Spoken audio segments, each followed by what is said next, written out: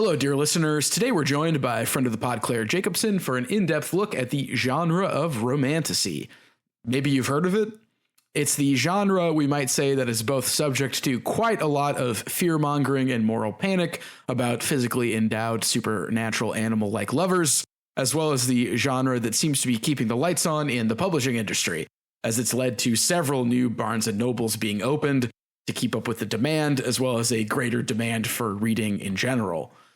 Claire joins us to help sort out the moral panic from the truth about this genre, as well as discuss what might be the genre's founding text, A Court of Thorn and Roses, otherwise known as ACOTAR. We talk about many aspects of the genre more broadly, as well as what the popularity of Romantasy says about sex and gender in this day and age. We also spoil pretty much all of ACOTAR, which we decide is probably not the best Romantasy book, and Claire and John give their suggestions for good Romantasy and erotica books at the end. I, however, read books about characters that don't have sex, so I don't have any suggestions to offer at the end. As always, we hope you enjoy the conversation.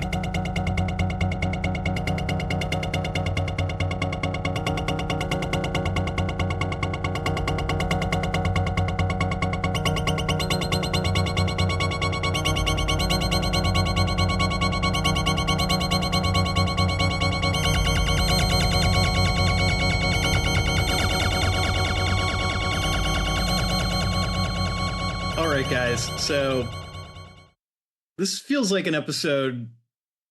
This feels like a type of episode that feels like a little familiar to me, which is the type of episode where I'm going to say multiple times, I don't hate this book. I don't think people who like this book are stupid.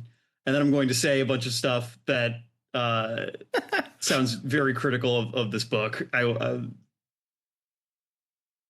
I just want to preface once more by saying I don't think the book is a crime. I don't think the people who like it are stupid. I can't help myself. I need to critique literature. It is my bread, my meat, my soul. Well, I just want to say that I hope you both appreciate how much trust I'm giving you in coming on this podcast. And believing that you won't respond to everything I say by saying, not all men. I mean, I would never, as someone who is on the record as hating all men except one, and that's Ben. Yeah, yeah, we're the two of the not all men. Yeah.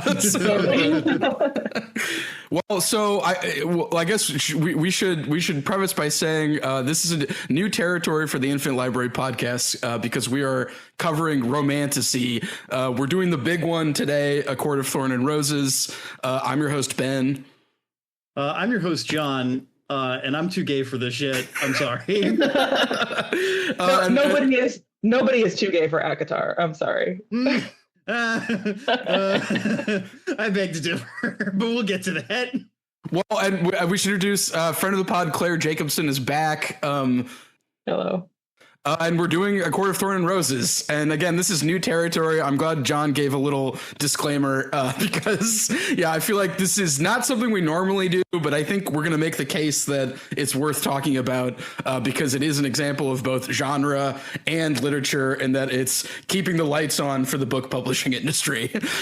So, yeah, I feel like it's important that we talk about it. And there are other reasons that it's important, which we are going to talk about. Yeah.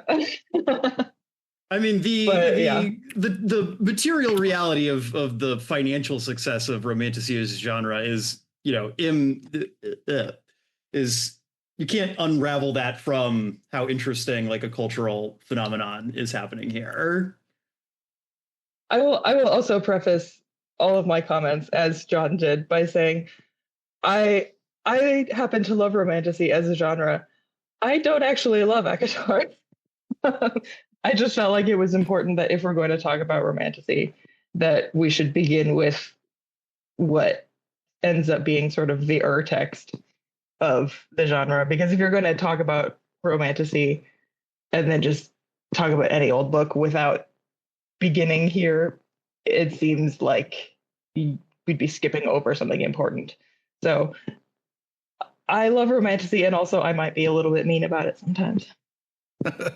Okay, well then I will be in kind of an awkward position. I will be perfectly neutral in order to do that. Okay. I will be Switzerland in this recording. So excellent. As the good doctor said, all our loves are ambivalent. All our connections are ambivalent. We love what we hate. We hate what we love. And I think we'll find that once more here as we discuss this book. I'm glad to have finally read it. So I thank you, Claire, for making us read it, because I feel like I don't think I would have read it otherwise. And I'm glad that we did it for this pod. Even as you say, maybe it's not the best or Romantasy example. It is like the primordial one. So I guess just as one more piece of like what's the word I'm looking for here? Preamble before we really get into it, I just want to let you guys know before we start chatting, I decided to do this book as an audiobook versus reading it on the page. From what I've gathered in my cursory studies of this topic, the Romantasy crowd is a lot of audiobook readers, listeners, whatever word we want to use. And so I kind of wanted to see if I had like a different experience, consuming it in that way. So if I am unable to like cite chapter and verse here, that is why. But yeah, I'm wondering if we'll see if that comes out more in the conversation. But I felt like that was relevant to get into the conversation ahead of time. How was the audiobook experience? Like, was it like well voiced, as they say? I would say it's somewhere in the middle. I listened to, I think apparently there's more than one recording of this book. There's like a original version from, I assume, when it first came out. I don't have the publishing date in front of me, which just has a single reader, like, most audiobooks do. There's apparently also a fully voice cast version. That. Yeah. I tend to not like fully voice cast audiobooks. I find them to be a little bit distracting. Just there's too much flipping between voices too quickly for me to really like get comfy with the narration. I would say that the narrator who's let me see, I might be able to pull that up here off the top of my head. Jennifer Ikeda, I'm going to assume is how that name is pronounced. Apologies if I got it wrong. She did a good job. Definitely like not one of my like favorite narrate. Like, it's not like this narration like took the book to like a different level than I think it would have been had I just read it on paper. But I've listened to some way worse audiobook narration. She had good inflection, found different voices for characters. I could tell who was generally speaking, as she was going through. I think that if there were weaknesses, there are weaknesses in the text, which, we can talk about. Yeah. Right. Well, speaking of that, we should give a little bit towards the idea of Romantasy. So Claire, what's the deal with Romantasy? I'm going to try not to do Seinfeld voice when I ask that, but what can you tell us about the formation? Because I have a couple of things, but I feel like you know more than I do. So, well, I guess it depends on what you mean by Romantasy, because so Romantasy, the term, is a marketing term, right? The Romantasy referring to a genre is referring to just romance novels with fantasy elements, or fantasy novels with a heavy romance B plot or A plot or C plot, or people will argue about how much of one or the other has to be in it. Yeah. There's no like fixed definition, really, and so what counts as Romantasy is really like there are gray areas, there are porous boundaries to this. This edges into YA territory. It also edges into like regular fantasy. It also edges into just romance novels, and so like it is kind of a hybrid genre. Yeah. And so if you peruse the the Romantasy subreddit or the fantasy romance subreddit, which are two different things. People will give recommendations and things that you might not expect to come up, because you would think, oh wait, isn't that YA, or oh wait, isn't that just a fantasy novel, or like things that aren't necessarily marketed as romantasy will come up because people are just looking for things that have these elements in them. Yeah.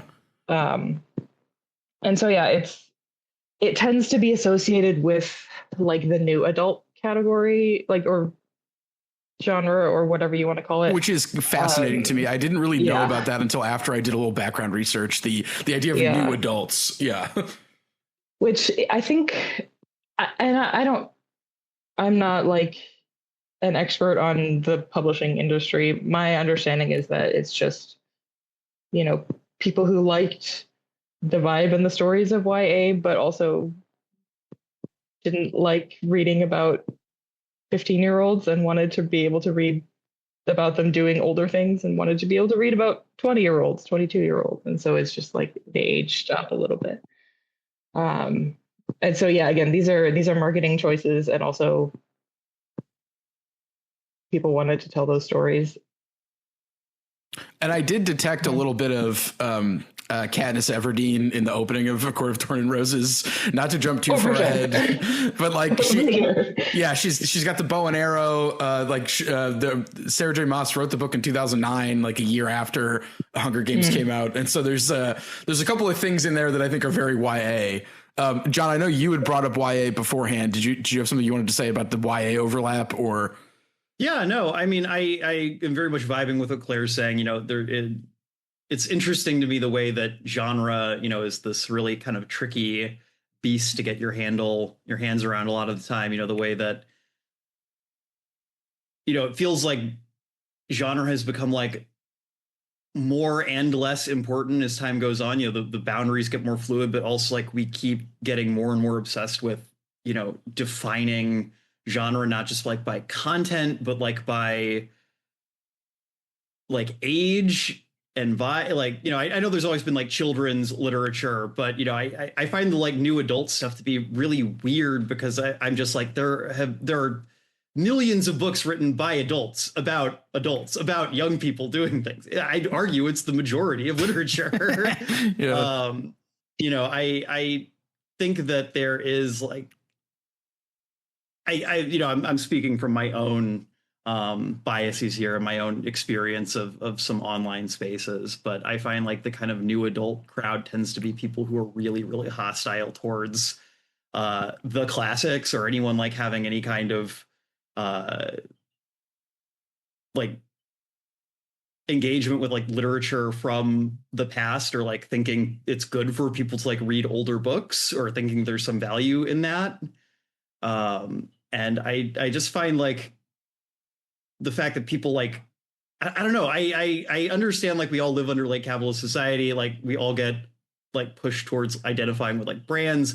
I just find like the way that people talk about the things they like as marketing categories be just a little alienating. I don't know. I have sort of thought of it as a literacy problem, actually, or and not even a problem, but a literacy question, because like, I don't remember the exact percentage, but I think it was a majority of like American adults have a 6th grade reading level. Yeah. Which means most of these classics are not accessible to them. At least in a way that is going to be pleasant, right?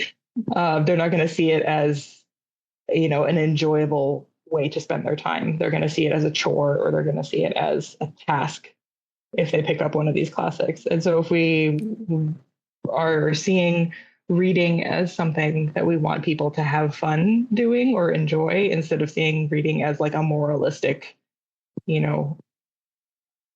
like improvement, right, like a moralistic scold kind of way. Like if you want people to enjoy reading, then you have to give them something that they're capable of reading first, and this is a way of making reading accessible to a wider audience first, because like you don't get better readers by saying, well, you should have learned to read, I guess.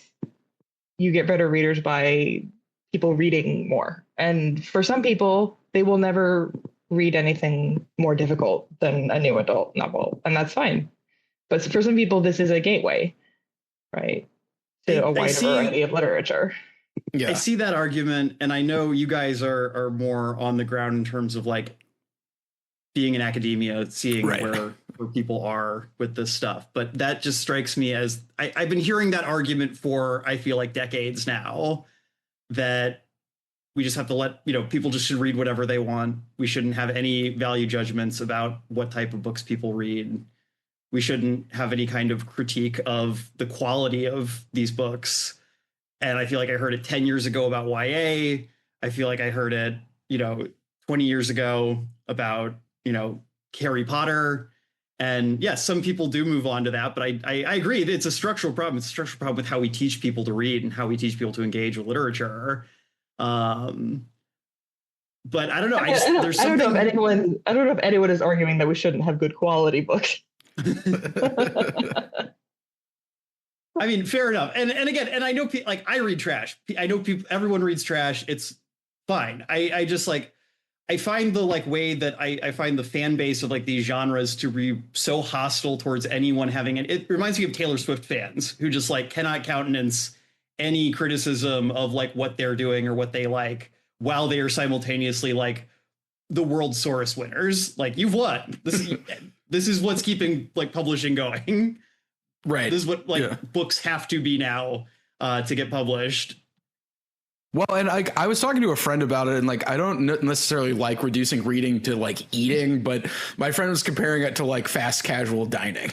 Like the idea that like when you go to Chipotle, you're not getting like authentic Mexican food, you're getting Chipotle, which is like a specific kind of product that people depend on. And I think some Romantasy is like that, obviously not all.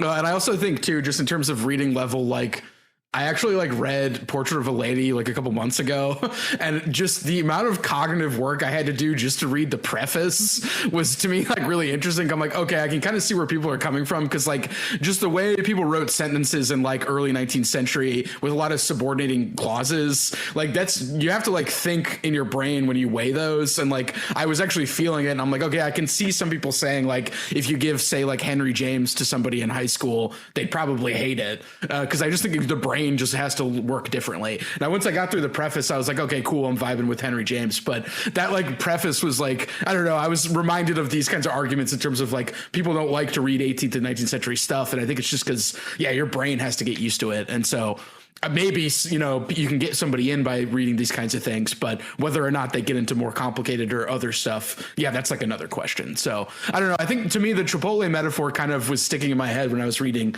this one we did, but I also think that, like, in terms of like quality or levels or whatever, like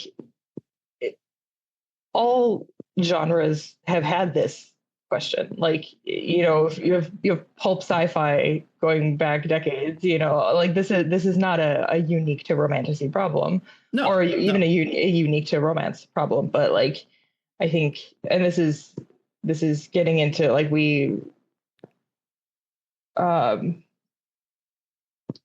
there was a discussion on NPR about this a couple of weeks ago, I think, where they were talking about like the almost hysteria about Romantasy, about needing to police specifically what women are reading, because like, and I'm not saying that that's what you're doing. I'm just saying generally that the demands that we make of literature that's marketed to women are above and beyond the demands that we make of literature in general, because we feel like it needs to be like morally upright, and we feel like it needs to be like teaching good values, and it needs to be like better quality, and it needs to be because like we're almost treating women like children, like we can't. But like, when we have trash sci-fi, it's like, whatever, everybody can handle that. It's fine. But like every genre has this, like within Romantasy, there's trash and there's also really good quality literature.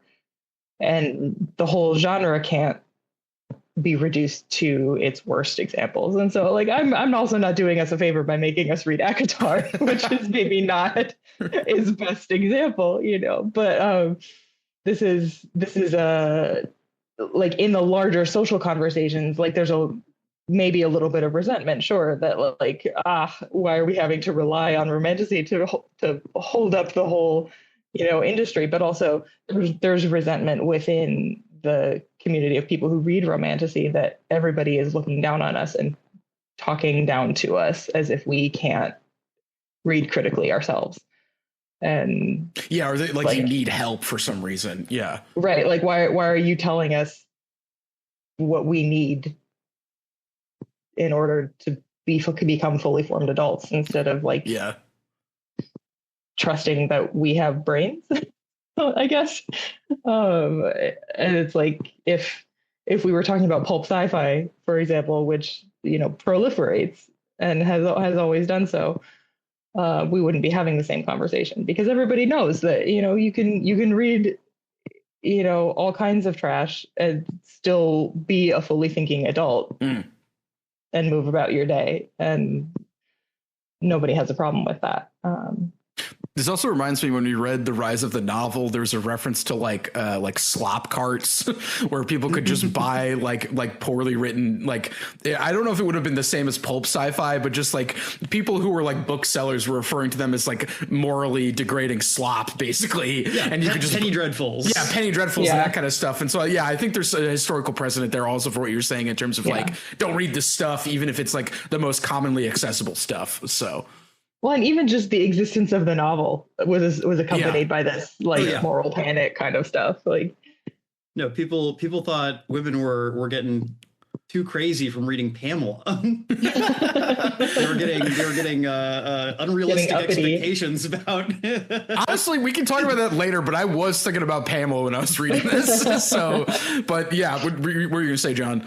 I was going to say, Claire, I vibe with what a lot of what you're saying. Something that I was struck by as I was reading this reminded me of a lot of books I personally read like as a teenager. Like I was very interested in, I guess, what we would call like the equivalent of fairy smut of like the mid to like late 2000s, early 2010s.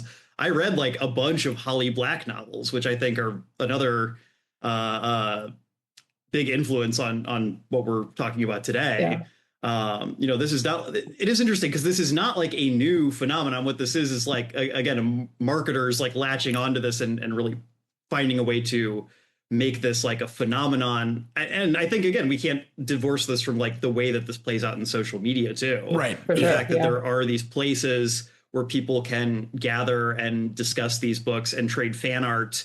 I found it interesting as I was reading this book. Every description of a character is both like really exacting, really like defining every like what their hair color is, what their eye color looks like, how tall are they, in such a way I'm going to put it kindly, it's not done like with a great deal of like poetry, but it is if I was someone trying to like do fan art of these characters, I would know exactly like what page I need to go to find like the description of what Tamlin looks like or what Lucian looks like, so that I can put that together.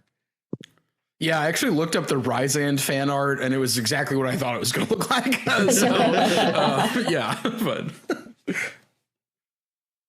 Well, and I think if we're talking about this genre, like in the context of what these other genres are doing and what comes before and what's happening alongside, like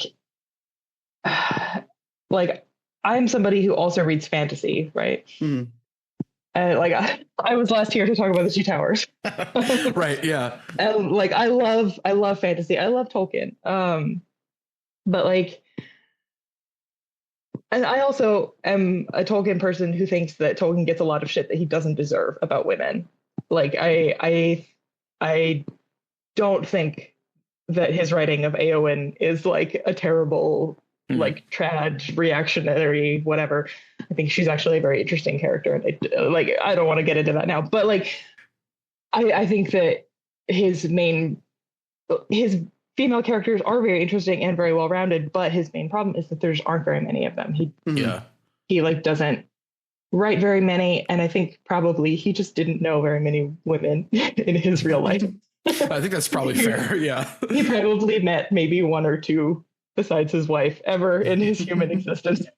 That's my hot take. But so like if you're reading fantasy, you might have that problem. Mm-hmm. And on the other hand, you might be reading stuff like Game of Thrones, Mm-hmm. where like you might have very interesting, very well-rounded, very powerful female characters who then, for the sake of historical realism, are subjected to horrific sexual violence. And then he defends it by saying, but history, it's real. This really happened. Right. Yeah. and like, I just kind of think that like, if those are our options when we're reading fantasy, like I'm much happier retreating into the Romantasy world. Like I don't want to be reading myself or people like me on a page like that, you know, or having to dig to even find examples of women who even exist. And this is just like not a problem that male readers have. Yeah. You know? Yeah. And it's like as somebody who's coming at this from fantasy side of things, because people do approach from both angles. People approach because they love romance and they read all kinds of romance, and then they're like, oh, this one has dragons, and this is kind of a different reason to be reading. But then like if you're reading because you love fantasy, like it's almost like a breath of fresh air when you open a fantasy novel and it's like, wow, this is a novel where first of all there are women, and second of all it's a novel where people care about women's safety and also women's feelings. Yeah, that's like the focus. What's happening here? Like this is a new thing, and like it's kind of a new thing in history also, which is not great. But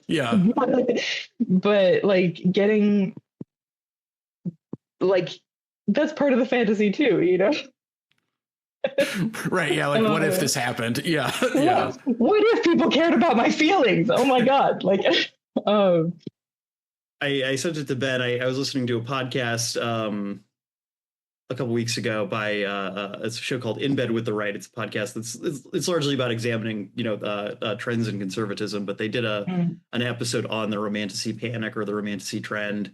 They brought in Abby Kleebchen of Ordinary Unhappiness, which is one of my favorite psychoanalysis podcasts. And they were talking about the way in which like the kind of way that the supernatural male characters in particular in these books tend to function. It tends to kind of be this thing of like, what would it take for a man to care about a woman in this way? And it's like, oh, he would have to be like 500 years old and literally magical before he could be like a truly like understanding and like capable partner. Before he could have emotional intelligence. Yeah, 500 years of therapy. Yeah. Well, and I like that you guys brought that up too, because like I feel like that gets towards like the genre as like social action definition, where it's like genre do things for certain people. They're not just marketing categories, although they can be. And I think depicting, like centering female relationships, centering female emotions, depicting positive, although I guess some of the relationships in A Court of Thorns and Roses aren't exactly positive, but at least, doing that in some way is like the social action element of this. And I think to John's point, it's interesting that, like 500 years of therapy for men to be an adequate romantic partner is certainly interesting. So, yeah. Well, and this is something that like, and I cannot remember her name, but one of the interviewees who was on NPR that time, was talking about was sort of this sort of reading, this idea of reading Romantasy like almost ethnographically instead of coming at it from like this sort of high horse kind of aspect. Like if you come at it as sort of an external critic and being like, well, Tamlin is manipulative, or Tamlin does this, or Rhys does that, or whatever, and like being like, well, actually these relationships are kind of bad and I don't like that. Yeah. But also if you're if you read it sort of ethnographically, then you're sort of seeing, so what are people getting out of it when they read it? And why do they care about this? Yeah. Because it's very easy to sit outside of it and be very judgmental. But yeah, the whole thing with like Edward Cullen, it's like, oh, he's like 200 years old. He's a pedophile. Yeah. And it's like, okay, but like, come on. Like, yeah, right. Yeah. That's not, I mean, Stephanie Meyer has a lot of problematic baggage without getting into like the straw manning that like that critique what is it, the fantasy? Or you make the same critique about this book too. Yeah. You know, it's like, can a like 25-year-old woman like truly consent to like be in a relationship with someone who's immortal? I don't know. I made a note about that. The Fae romance problematic age gap. Yeah, if he's 200 times your age. Yeah, no. Yeah. So. Why is there a woman his own age who wants to be with him? Run, girl. Yeah. But yeah, so like exactly what Ben is saying though, just like understanding what is it that like, what is the social role of this book instead of being like moral scolding about it, you know. But yes, so I do have some women written by men that I want to share with you guys. Okay, actually, I'm glad you brought this up because I think this is great because like one of the reasons we did it is, again, it's women written by women, and so Claire's provided some examples of women written by men. So the reason I did this is when we're talking about romantasy, like context and like why this matters and stuff and like why people want to read it, is like I want to sort of give context for like why is it such a big deal for women that these books exist.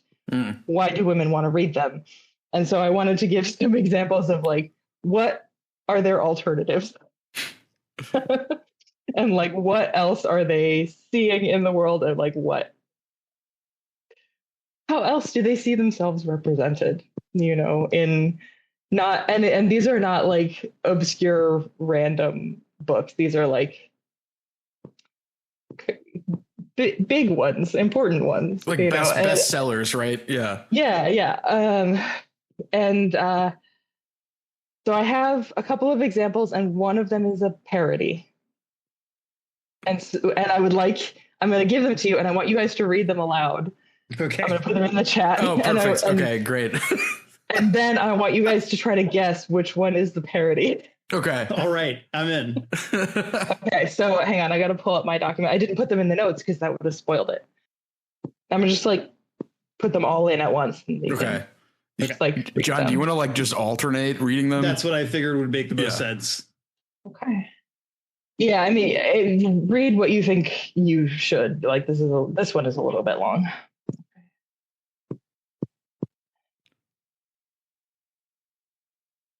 Oh my God.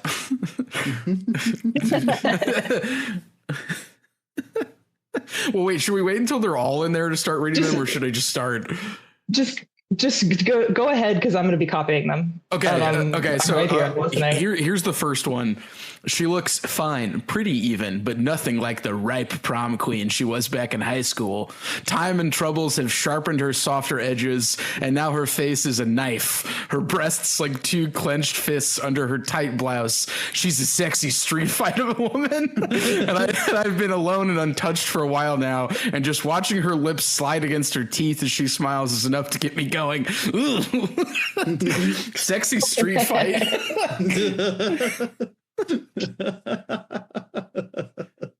Okay. All right.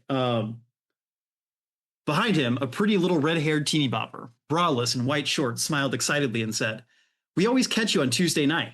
You're fantastic. And you look in real life just like you look on the screen. Except in real life, you're more, tanned." Her friendly nipples jiggled. God, that last sentence. He built her image slowly in his mind. Her small feet, her sturdy but completely feminine legs, small calves swelling to full, earthy, pleasant thighs. Her waist was small, her breasts were full and proud. The intelligent, rounded planes of her face, her long blonde hair, whore's hair, He thought for some reason, once he had told her that, it had simply slipped out, and he thought she would be angry, but she had not replied at all. He thought she'd been secretly placed. Jesus Christ. That's like a train wreck. Oh, God. She had the quick, compensatory mind of a woman who was not quite beautiful, but appeared so after a few drinks, when the light was just so and the birdsong echoed across the chasm between her face and true beauty. All right, that one.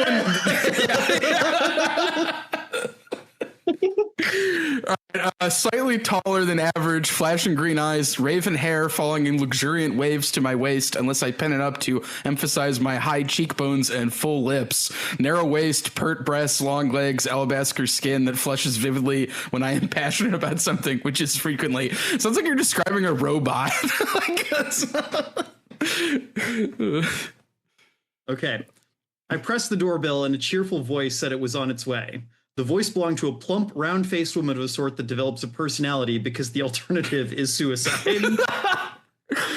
Oh God, I'm like sweating in secondhand embarrassment, just like reading this.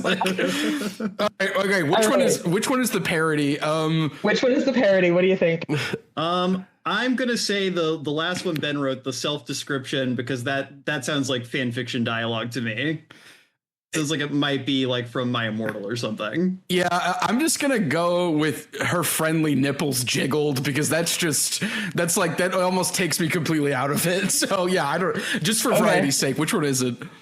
Okay, so the describing yourself one, where the second one or the last one that Ben read, that is from Neil Stephenson's 1995 The Diamond Age, which is an award-winning science fiction novel. Whoa, I've read that book. I don't remember that. To be fair, I was like 14 when I read it. Yeah. The friendly nipples jiggling is from Philip K. Dick's. My faves are not escaping. Yeah, so some of our faves have been implicated. Yeah. That is from Flow My Tears, The Policeman Said. Oh, no. Yeah, my faves are implicated. Damn. I know. I love Philip K. Dick, so I'm not even saying that I'm not going to read these people. I'm saying that this is the kind of things that I had to read. Any other guesses? Before I just tell you. I don't think it's the last one, because that one is just like a little too... That feels like real writing to me. Feels like maybe not great writing, but it feels like real writing to me. Yeah. I'm gonna say that is from The Rivers of London. The completely feminine legs. I actually don't think it's that one, because I think that one's so bad it has to be real, but that's what I'm gonna guess. Yeah, that's from Stephen King. Oh, really? The Long Walk. Oh man, that just got that was, movie adaptation. That was not Stephen. That was Mr. Richard Bachman, Claire. Yeah, he gets to say that because it's his problematic persona. It's Mr. Richard Bachman. Yeah. Oh, okay, sorry.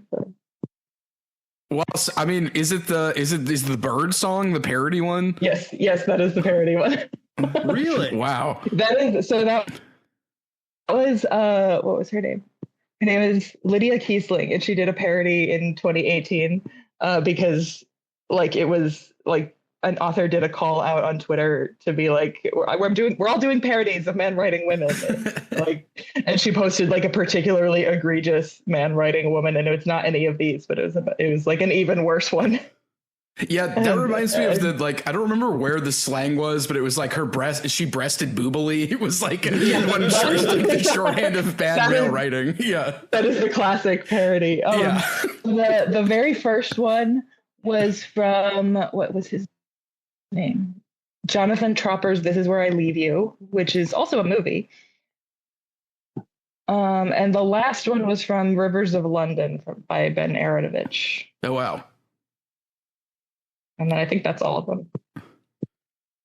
Man, this is like, looking at them all side by side is really fascinating because it's just like, just like weird hyper focus on like body parts, and then just like the worst descriptions possible. So it's like hyper focus on body parts and also like negging.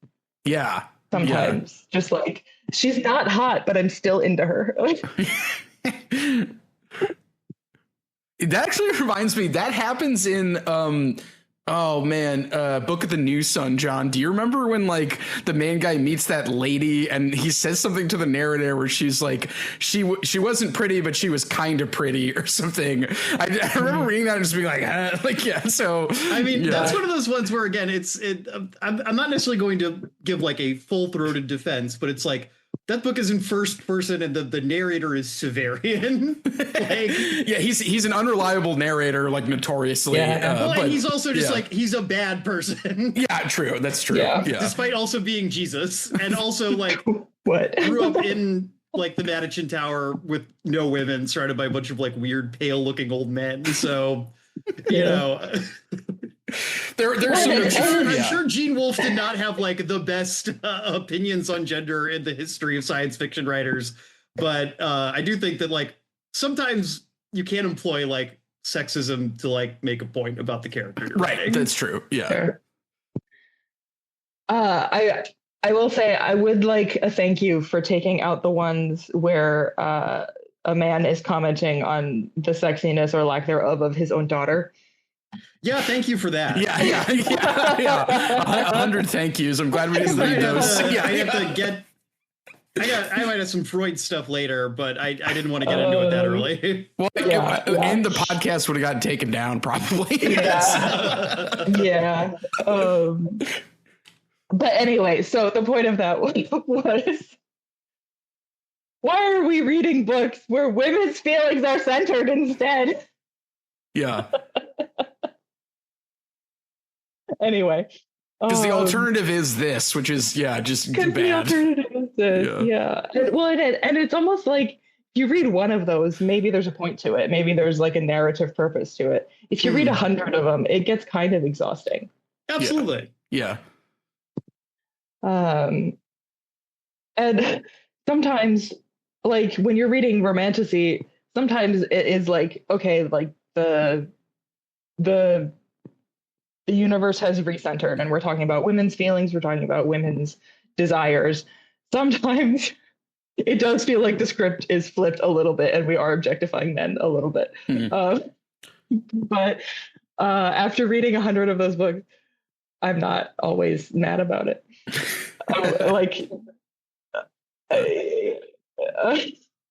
I mean, you know, it's one of the like I like reading smutty books, and to some degree, like if you're writing smut, there's going to be some objectification happening because you are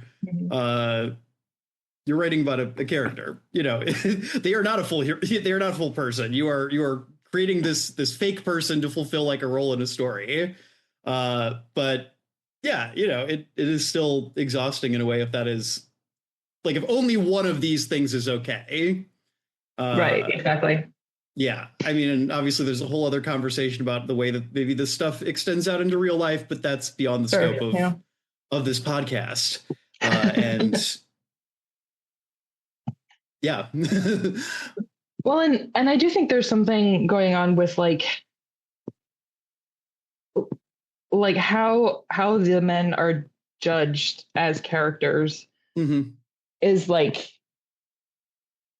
it has to do with not only, I mean, part of it is like we're inside Farrah's head when we're in this book, like, and so because it is like this first person limited kind of narration, like the only way that she can judge their character and their actions is, you know, how are they treating her and how are they treating, you know, the people around them. And how are they treating, especially, you know, like the vulnerable people around them. And so that gets to be like the metric that we're using to kind of judge them as people. And that is kind of like a destabilizing thing. Yeah. In you know, the moral universe. Yeah, absolutely. Because like there are a million books where, you know, like a male hero can kind of not think about those things or can throw people by the wayside and we don't have to think about it, but because he has this righteous cause or whatever, or because he's doing the right thing, or because he's a hero, or because he's the main character, so we have to love him or whatever. We don't have to think about the way he's treating the women in his life, or the way he's treating, other vulnerable people. And so like that's not really how the moral universe is set up in most books, but in this book that is the only moral universe. Yeah. And so and maybe this is a good place to actually kind of make the transition into talking about ACOTAR more properly. Yeah. Because I did find the way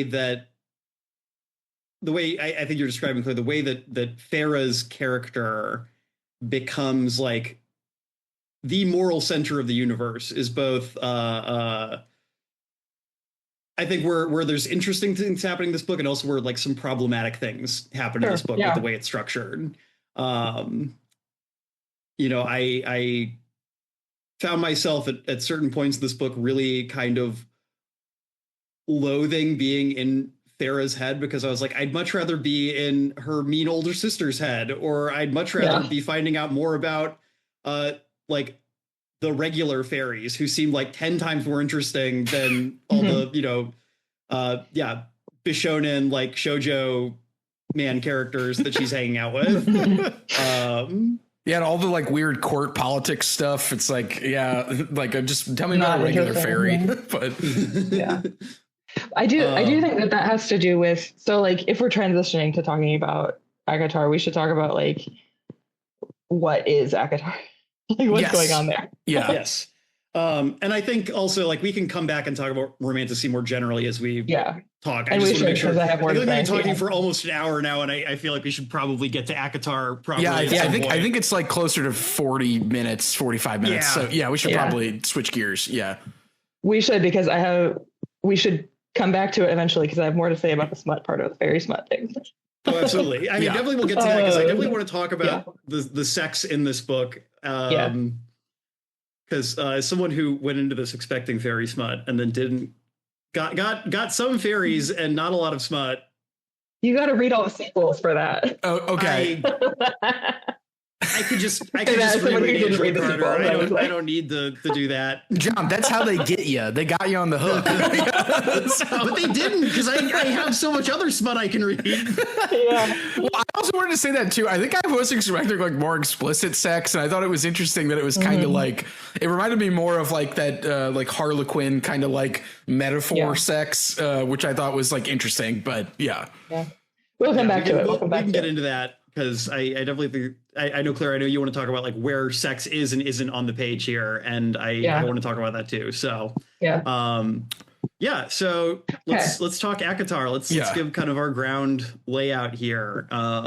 Well, I wanted to add, and I mentioned this earlier, that she started writing this in 2009, which, as I said, was a year after Hunger Games, and it came out in 2015. And Sarah J. Maas actually had a fantasy series. Throne of Glass was the first one that came out in 2002 when she was 16. And I wanted to add, I think it's interesting that she was posting parts of Throne of Glass to fictionpress.com, where it became one of the most viewed stories.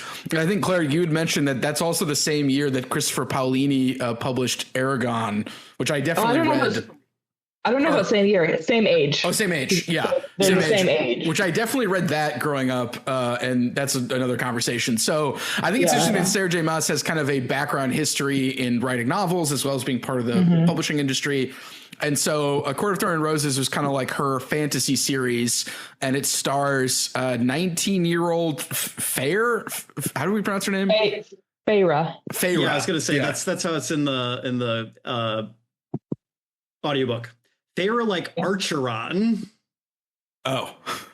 Yeah, apparently. It's an interesting last name because it has Archer in it.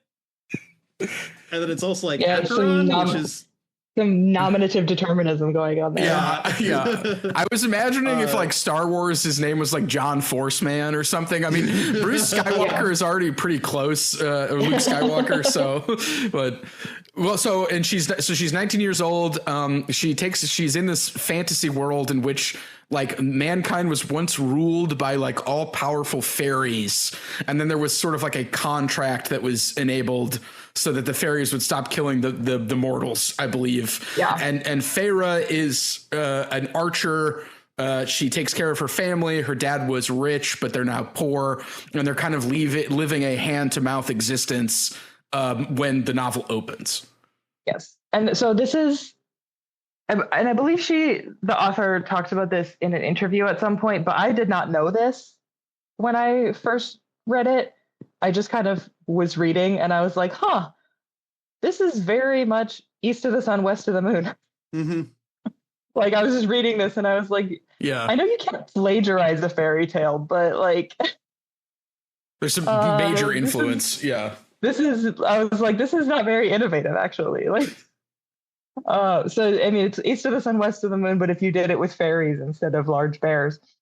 Yeah. Well, I was gonna say, I feel like this is actually like the third like adaptation of that story pretty directly that I've read over the course of my life. There was a series I read that kind of several predates the Romantasy boom. I want to say like the Something in the Nightingale, the Bear in the Nightingale, maybe, which was a very direct retelling.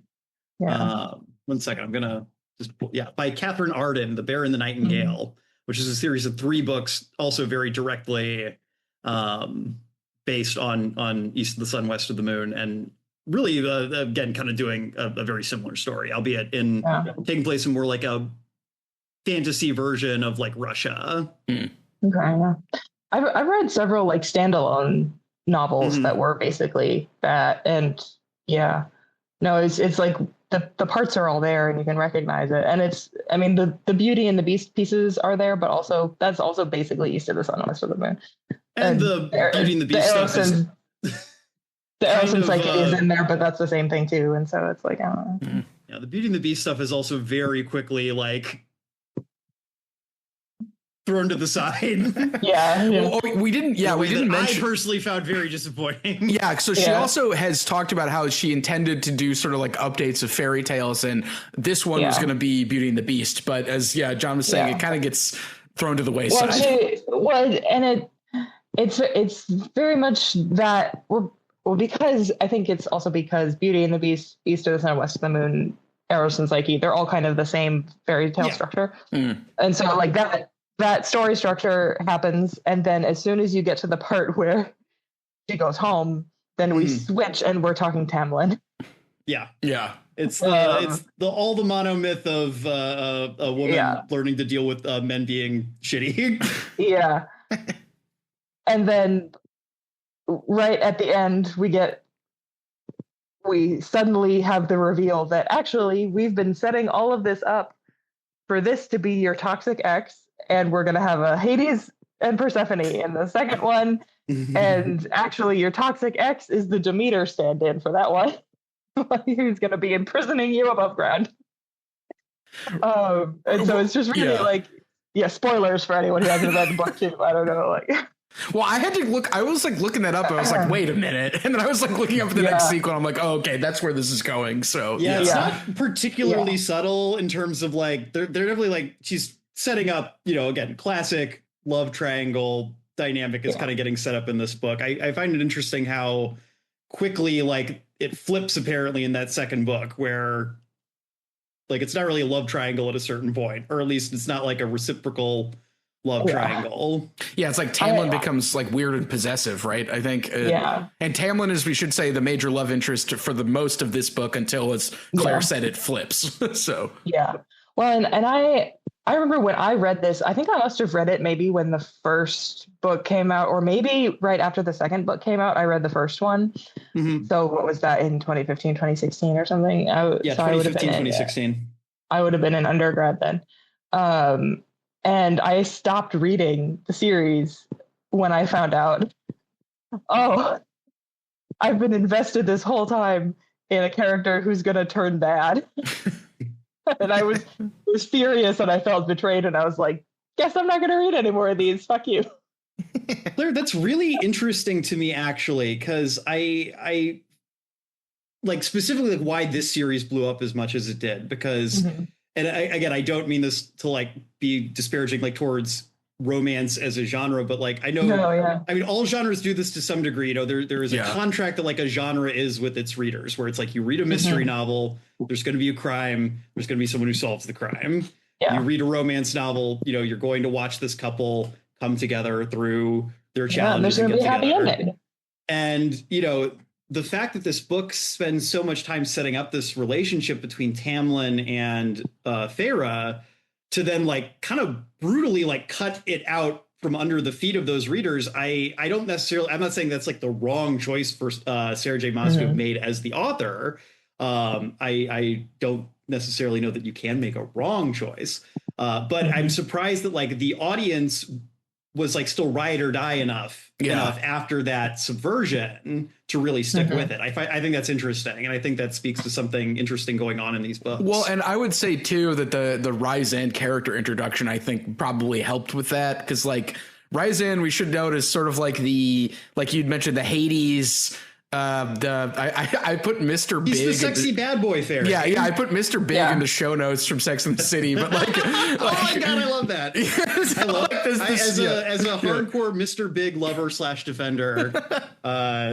Very into that. Yeah, Tamlin is very Aiden coded. Yeah, okay, Aiden, not Jack. I was trying to remember because I need to like finish watching that whole show because I've only seen like a couple of the seasons, but yeah, he's the sexy bad boy love interest, and he sort of enters the narrative in a way where like you think he's the asshole until you find out that he's not. And I think if he wasn't in there, I think people would have been more like, you undercut the romance that I'm reading for, because his introduction like is to me, I think, an attempt to kind of move things along in a way that doesn't like blow everything up. Yeah. Well, and I think like with the sort of reveal that Tamlin was manipulating everything behind the scenes all along. Yeah. Sort of, you're supposed to be like, well, maybe he's not a good guy and I shouldn't have been invested in him. And I was mostly just mad. Which was also maybe kind of petty of me. But I was just like, I don't have time to be invested in somebody that is going to turn out to have been bad all along. Like, who got time for that? But also, like, if you look at, like, if you follow social media conversations about this stuff, like, people still have very heated debates about this. And like, there have been 4 books, I think, since then. Yeah. Maybe like 3. A sequel series? Maybe. I'm not sure. But there have been so many series about like one of her sisters. Is it about Nesta, the mean sister? That's one of the books is about Nesta. Okay. Yeah.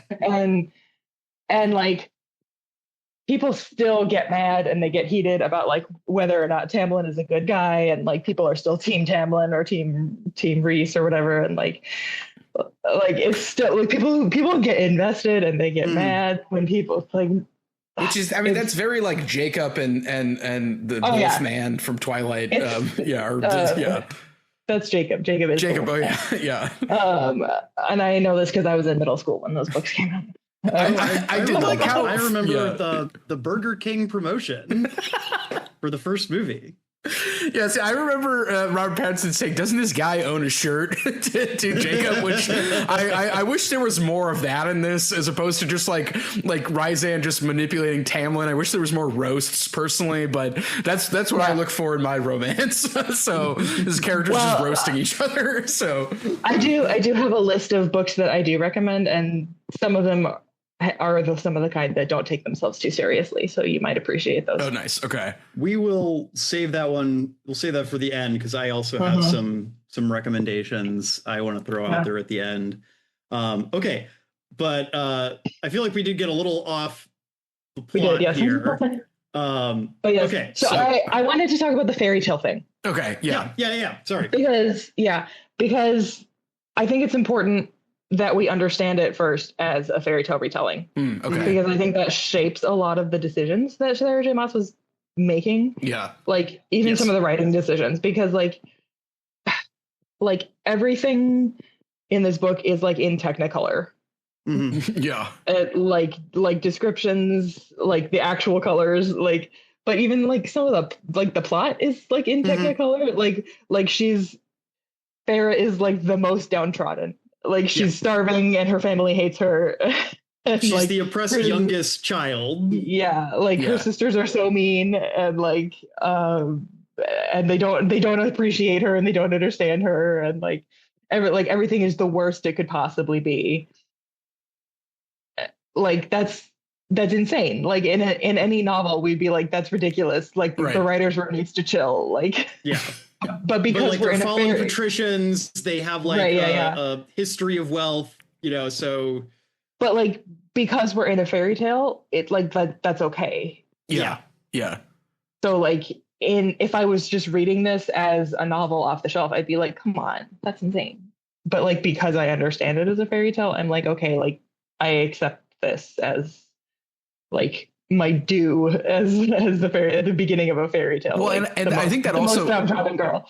Yeah, and I think that also extends to her killing a huge ass wolf.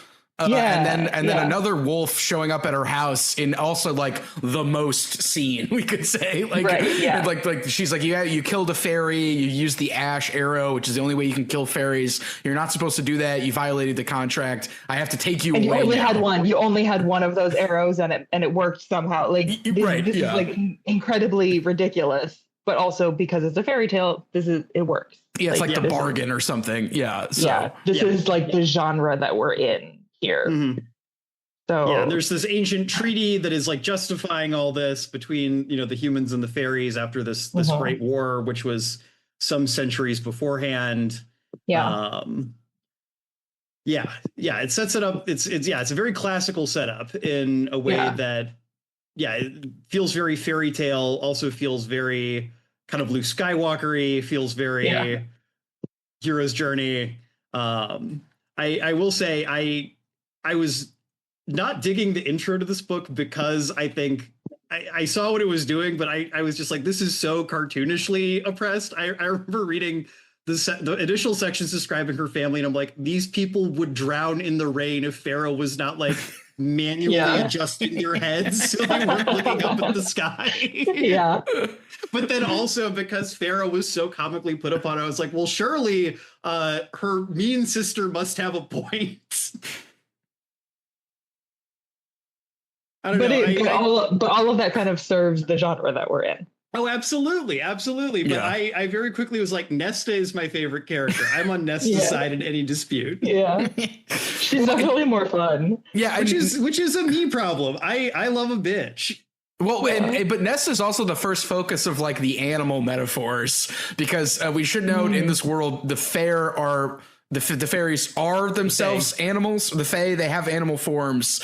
And so Nesta gets described as like cocking her head like an animal, and her nostrils are dilating like in that opening section. And I was like, oh, this book is really invested in doing that. And then when she gets into the fairy world, Fair does, that language is like transferred onto other characters who are fae. So I feel like this might be giving Sarah J. Maas way too much credit for foreshadowing, but like 4 books down the road, her sisters get turned into fae also.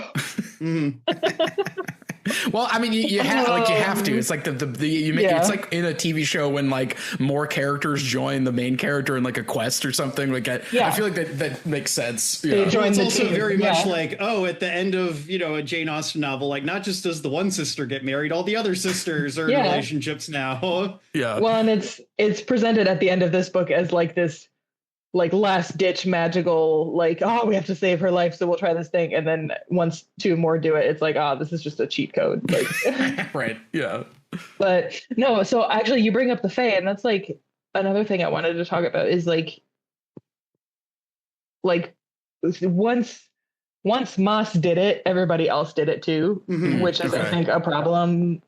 Like a larger problem in Romantasy maybe is that like people did it and they were maybe lazy about it.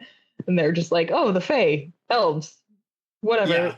Yeah. They're hot and immortal. Whatever. Like they're not doing a lot of work. But I think she's actually doing something very folklore here. Like, and she's trying to do something very folklore here and like drawing on real existing like stories out there. And so like we have these fae who are like actually terrifying.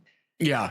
And like actually, with the exception of the hot one, like enjoy murder and enjoy playing with lives of lesser creatures, because like death doesn't mean anything to them because they don't have it, you know. And that's like, I was just gonna say like that's a thing that exists in the folklore about the fae in like many different cultures. And so like she's drawing on a real thing here, and so like I think that is a very interesting thing that she should get credit for. No, I mean, the first part of this book that I really found myself enjoying was the bit where she goes out into the woods, and I can't remember the name because again, I was listening, not reading, so I don't have like the word in front of me to like look at. But there's the like prophetic fairy, like the prophetic like wild fairy, she like she like summons it with like chicken blood and stuff like that, and kind of this very like folk horror-y like ritual. Was that the S or something? Didn't it start with the surreal? Yeah. The surreal, yes. Which I have no idea if that's like an actual like folkloric creature or if I don't know. That's something Sarah J. Maas made up. She has Naga. I've never heard of it, so like a chapter later, and they're just like evil snake people, which is not accurate to how Naga are portrayed in their mythology. But anyway, that was the first scene I liked, and I think that the thing that frustrated me a lot in this book is like there was stuff that I liked, but it was just not the stuff that was in focus. Yeah. And like, I think that like I found like I guess I'll use the word like common fairies, like even like Alice, like her like maid, who she kind of halfway through the book is like, she originally thinks is just like looks like a person, and then finds out she's like a tree person later. Right. With like a illusion over her. I was like, I want to know more about this lady. Like, what's it like to be like a working class like fairy who's like immortal and like a tree person, but like you have to like have a job. Well, and like she gets into some of her family too, like what she has to do to protect her family, which I think is as much as the book gets into Alice's backstory. I also just occurred to me, did you like the evil queen lady, John? Because you were saying you love a bitch. I mean, I thought she was fun. I didn't think she was like the deepest character, but again, in terms of like doing fairy tale evil queen. Yeah. Like she's got like, you know, her ancient enemies like eyeball and like in the ring. In a ring, and she like talks to it. And I was like, that's sick. I like that. That's fun, So, you know, there were like glimmers here, like stuff that I really did enjoy and that I found like fun on like a pulp level, or like even like a little deeper than a pulp level. I just found like I found the like high fae so boring. Like maybe not even exactly as characters, but I found the way that they're just guys. Like they have to be like hot guys. That's all. Yeah, well, not even that. I think like for me, you know, I really love stories about like immortal people, about like thinking about like what is it like to live for 500 years. And I don't think Sarah J. Maas is really that interested in like the implications of having a 500-year-old character outside of just like living forever being like an appealing idea. I mean, it would be kind of funny if like everyone here was really jaded about love because they're 500 years old. They're just like, well, I don't know, like it's probably not going to work out. I've been around the block 500 times, but that would have also like not been like the romance element of this. But that's like one thing that like could have happened. So well, and I think that that's interesting because again, we do find out later that Tamlin has been manipulating all these things to try to break this spell or this curse. You know, I think that maybe I don't want to say it's like, I don't want to say she's doing that secretly or something, but it does like change the tenor of everything that's happened. Right. In this way that I do think is interesting. Like the other parts I really liked were kind of these twist periods, like the point where Tamlin like unglamours her and all of a sudden she actually sees that what fairy world is like. And fairies have like been there the whole time. Yeah. Yeah. There's a great bit where she's like, she thought she was being really slick, like sneaking out of the like castle one night. And it turns out, there were probably like 6 people who just saw her like sneaking by and just were like laughing and she just couldn't hear them. And again, kind of this bit later where we find out Tamlin tells a story about like why they're cursed that isn't true. Yeah. But, and again, kind of like you're saying, Claire, this very like folklorically true way. He can't lie, but he can tell the truth. He can actually. Well, he can actually, but again, it's. I think it's still playing with that idea. It's like he can't tell the truth, or I guess in this case, he can't tell the truth, but he can lie in like such an artful way that he's saying what's really going on, even if she can't really understand him. Well, and speaking of the folklore thing, like there are several times like folklore wisdom is given and then just immediately disregarded. Like she's told like not to eat anything when she gets to Tamlin's house, and she does and nothing happens. And then she's told not to drink anything when she goes to the underworld, and she does, and she just gets super drunk. Like there's like, I don't know, there's an interesting kind of like, this is like a folklore element, but I'm not going to take it too seriously because I want to do something else. So or like these kind of like interesting like heightenings and lowerings of like the level of like folkloricness throughout the book. Mm-hmm. Well, and it's sort of like, where does this come from? Like, because she's been told her whole life, oh, like fairies can't lie and they're afraid of iron and like all of these things that we sort of understand to be part of like the folklore about the Fae. Yeah. And then she finds out that, oh, this is just stories that people tell because they're scared and they want to like feel safe. And when I actually get to Fae territory, it turns out this is not true and it's nonsense. And so it's like different degrees of like, oh, fairies are real and all of these other things are true, but this is just human stories about them versus like these other warnings of, oh, you probably shouldn't drink that because there will be these consequences. And she's like, fuck you, I'm going to do it anyway. Right. Yeah. Or again, like the way in which like she gets this advice from, again, like her maidservant, basically, like when she goes to under the mountain and they're, you know, she's like, don't drink anything. And it seems like it's like this very like folkloric advice. And it's like, no, you're going to like a treacherous place. They're going to like try to poison you or like get you really drunk. Yeah. Well, and like, it's not because it's magic. It's because it's a bad idea. Well, like, and too, like, I think because doesn't Persephone eat like 5 pomegranate seeds or something, and then she has to stay with Hades for 5 months? I don't remember what exactly it is, but well, it's I mean, this is again like a very classic like folkloric motif. If you go into the other world, if you eat the food there, I guess maybe Ben, this kind of goes back to what you were saying earlier about reading being food. In kind of an interesting way, you know, if you eat the food of the other world, you are in some way bound there in a way that you were not before. And so, you know, it's playing with those things, but also subverting them in ways that I think, are playful and very fun. Well, yeah, and I like the hospitality stuff in this book, like the fact that she has to live with Tamlin, and then like eventually she gets more comfortable when she's allowed to paint. I don't know, this book has some interesting stuff with hospitality, and then like when she goes to the underworld, like she's tortured, the food sucks, like don't drink the wine that makes you instantly drunk, you know, like I don't know, there's something about like the way like the Fae hospitality stuff, it's like both kind of folklore-y, but also like I'm just gonna lower it and do what I want to do plot wise because I got my own priorities as the author. So, but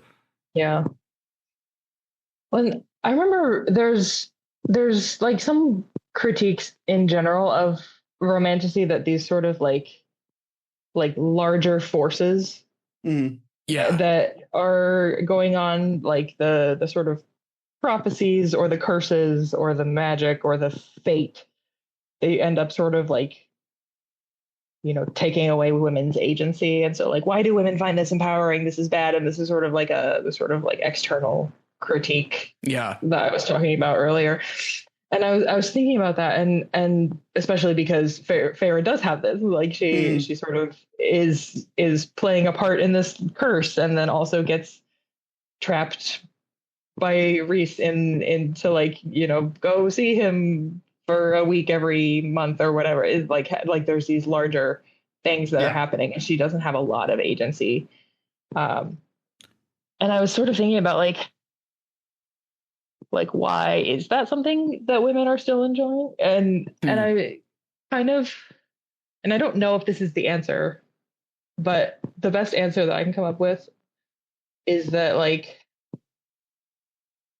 there is still a fantasy happening here that like you like, we are trapped in a world with no choices or with very few choices, but at least for Feyre, it turns out okay.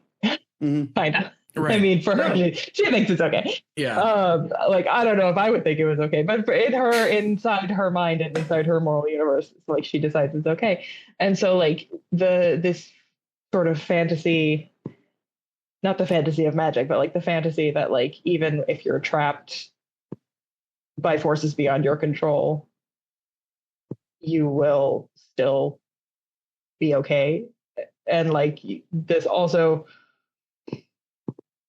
and also that the men who are trapping you or the men who are causing these problems are maybe benevolent and maybe they can be trusted after all. Right. Yeah. Like this ends up being more of a fantasy than like the magic aspect of it. I don't know. Claire, that's interesting. I like that you said that because I noticed the same thing, and I found myself thinking about a couple different other like example.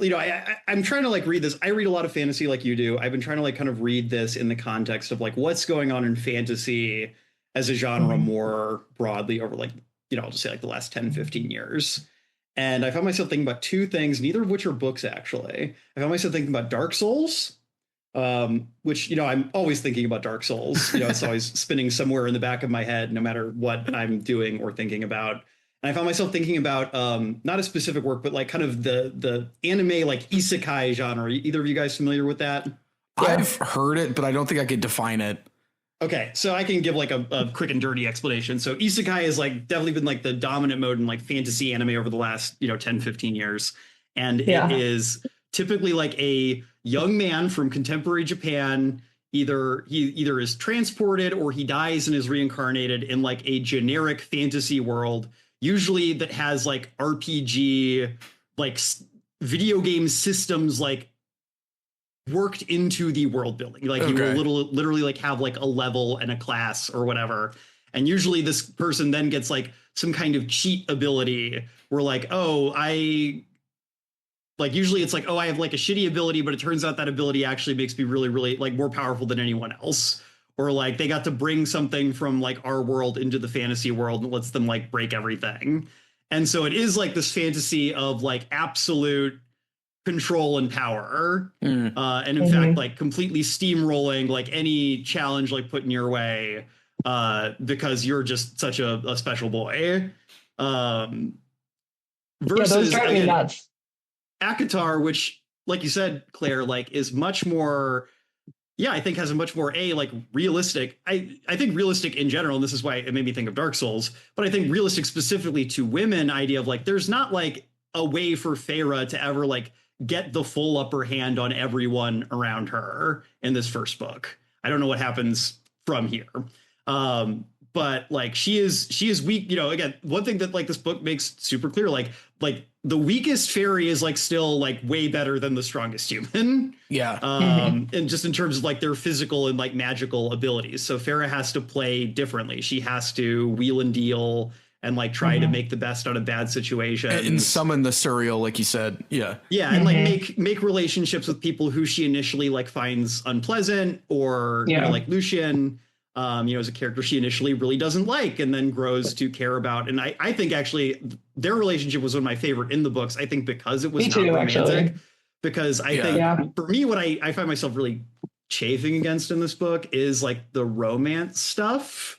But I think that's, again, because I don't understand straight people. And I'm willing to admit that. It's brave. Yeah. I mean, I saw Wuthering Heights last night and I felt similarly. I was like, I don't think that's about not understanding straight people. That's a whole ball game. All straight people are really loving that movie. Let's talk about this after the recording because I want to hear your thoughts, John. Let's absolutely. Oh my god, not to get off topic, but I think Dark Souls is a fantasy. I think that is doing something similar in terms of like you are like the shitty little guy at like the bottom of the hierarchy, and like you have to like grind to like make any progress in this world and eventually become the hero. And even while you're the hero, you're still like. You can still get like two-shot by like the wrong enemy. And the hero also kind of sucks. And also like there's a subversion of this chosen one prophecy. I was specifically thinking about this because of what you're saying about prophecy there, Claire. I think that prophecy is something that I think a lot of people in fantasy spaces get sick of, because typically we're reading male focused, like, there's a prophecy and that means that like the stakes here don't really matter. Right. Our hero is destined to succeed, and so why bother caring about this plot? Whereas here, there is like kind of this, it's not a prophecy exactly, but there's this curse, there are kind of these legalistic things that like she has to move within, but that's what being a person like in society or in the world feels like. Right. Fantasy isn't just about like putting us in like a totally alien world and like just being like whatever. Like we're still telling stories that like feel relevant to real people. Like otherwise we wouldn't bother. Yeah, I think that's interesting too, because I feel like when people come down on this sort of high horse about romantasy is like that the characters don't have any agency and then it's all preordained and then it doesn't really matter. Yeah, I'm just like, have you met a woman before? Right. Yeah. So it's like I feel that way a lot. Yeah. There's that's part of being a woman. It's part of being a person that there's restrictions on. Yeah. Also, I don't know if it's relevant or not, but the other day Nick Fuentes was talking about how he thinks all women should be put in breeding camps. Yeah. Not great. That's like a thing that people believe. I don't know. Like the Infinite Library podcast officially denounces Nick Fuentes. Yeah, he is a traitor and a heretic. Again. Yeah. So brave. But yeah, it's like this is the world that we live in. And like for people to be like, I think that literature for women should show women have more agency. It's like, I don't know, man, maybe we just want to believe that even if we don't have agency, things can still work. Yeah. Or again, even if you don't have like perfect agency, which I think is, again, a thing that men don't even have in our society, but like to pretend that they do. Yeah, the way the critique puts it in the quote is, in the realist novel, if the actions that characters take are to mean anything, it's because they occur under the illusion that the outcome is open-ended until the very moment it isn't. Maintaining the necessary fiction that the choices made in the novel are like the choices made in life, where the things we do and why we do them matter precisely, even only because they could have been otherwise. I think there's still some of that in this book. It's not like just, it's just not explored as much as, say, like, in Middlemarch, where she's like, why did I go with Will Ladislaw at the end? I feel like there's still like a similarity there. So, well, and I think it's a fallacy to say that your choices are meaningless unless they're totally unconstrained. The Infinite Library podcast officially endorses compatibilism as a framework for understanding free will. Wow, this is the first we've given 2 endorsements in one episode. We've never done that before.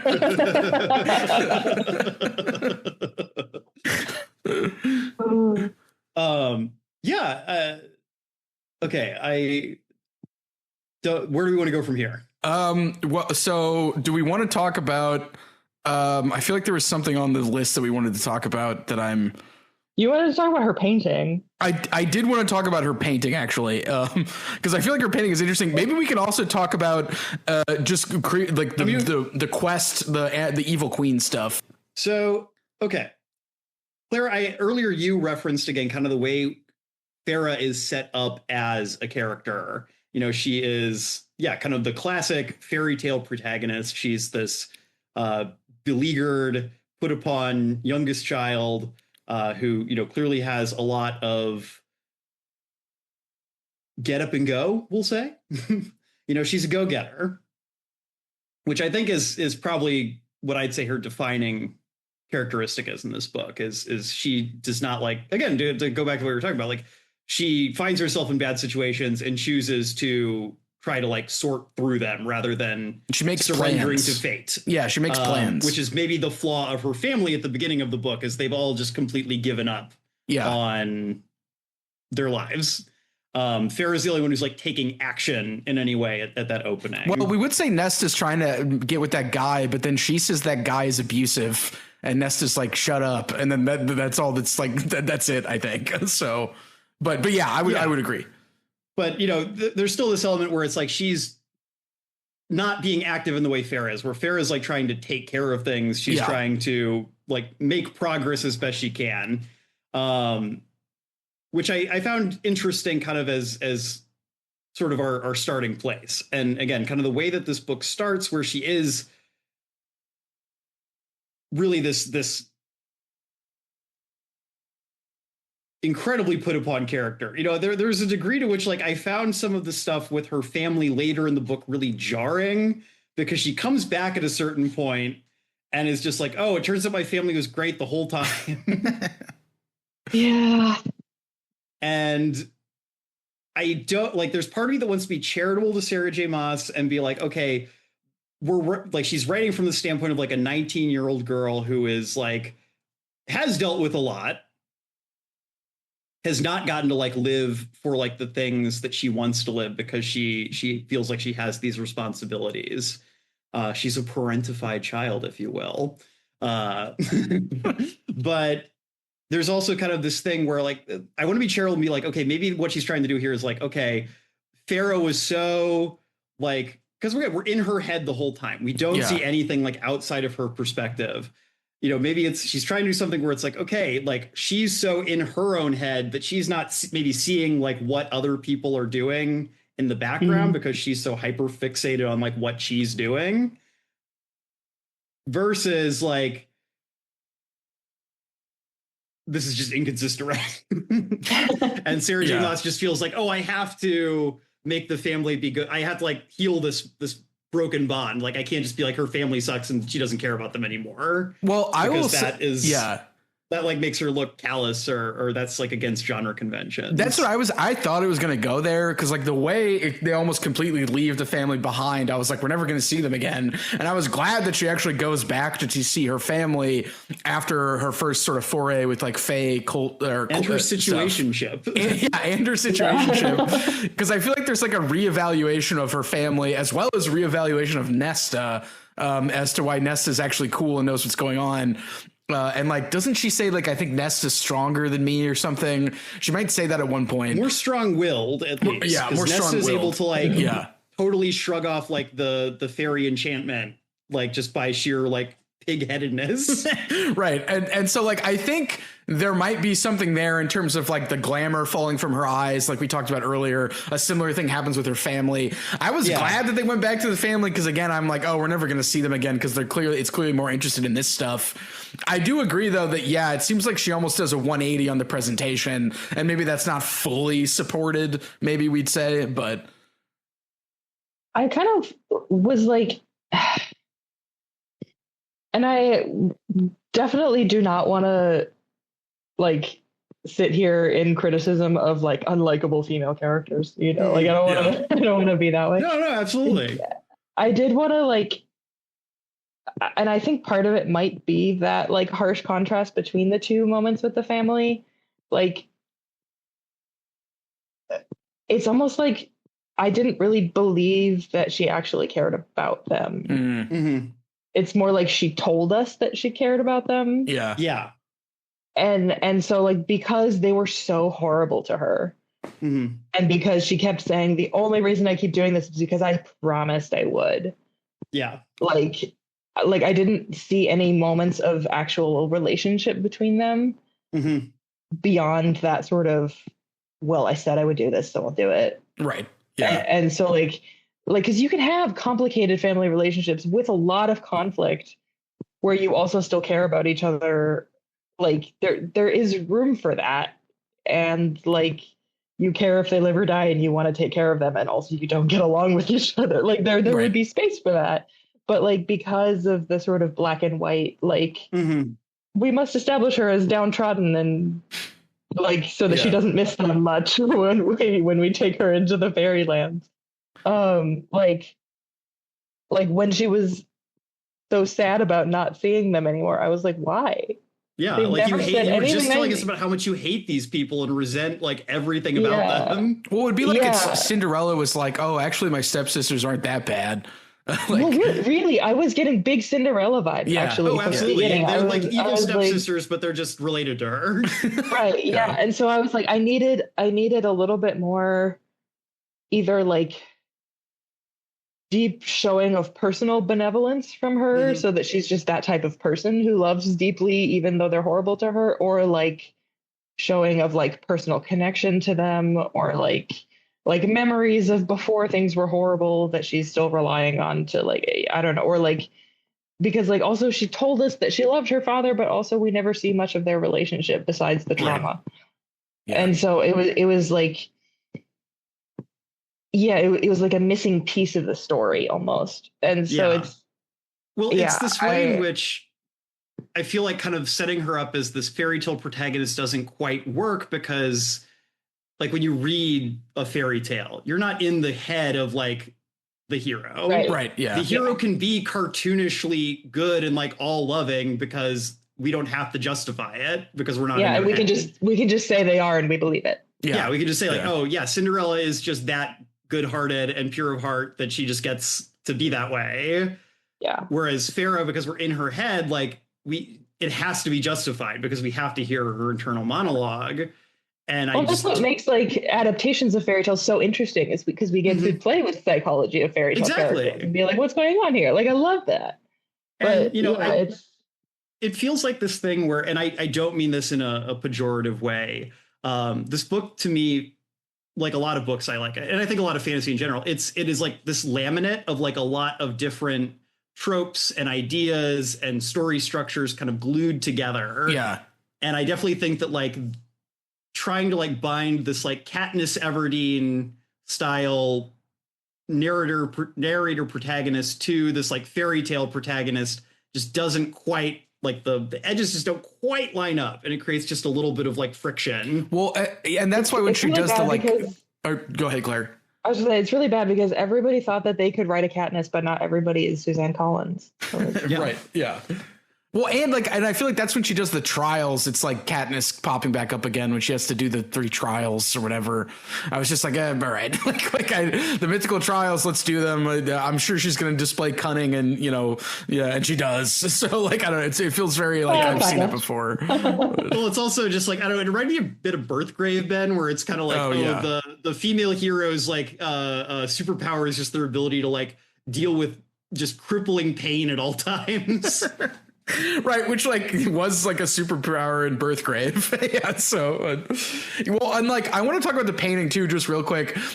You'd pointed out in the notes, Claire, that the painting is her like substitute personality, and it's something that I feel like sometimes Sarah J. Maas remembers, and then other times she doesn't like use enough. Like she's like, I can't wait to look at the paintings. I love the paintings. Let me talk about the paintings, and she like never like talks about the paintings that's supposedly at this Tamlin's house until like she only talks about her own paintings, which is fine, but it feels like this. Yeah, there's that, and there's like the map mural that she sees when she first gets there, which is just like exposition. It's ekphrasis as exposition. Yeah. So and so I don't know, like the visual sense of it, I feel like is her personality, but also like I feel like the book could have done more with it, and it just didn't happen for whatever reason.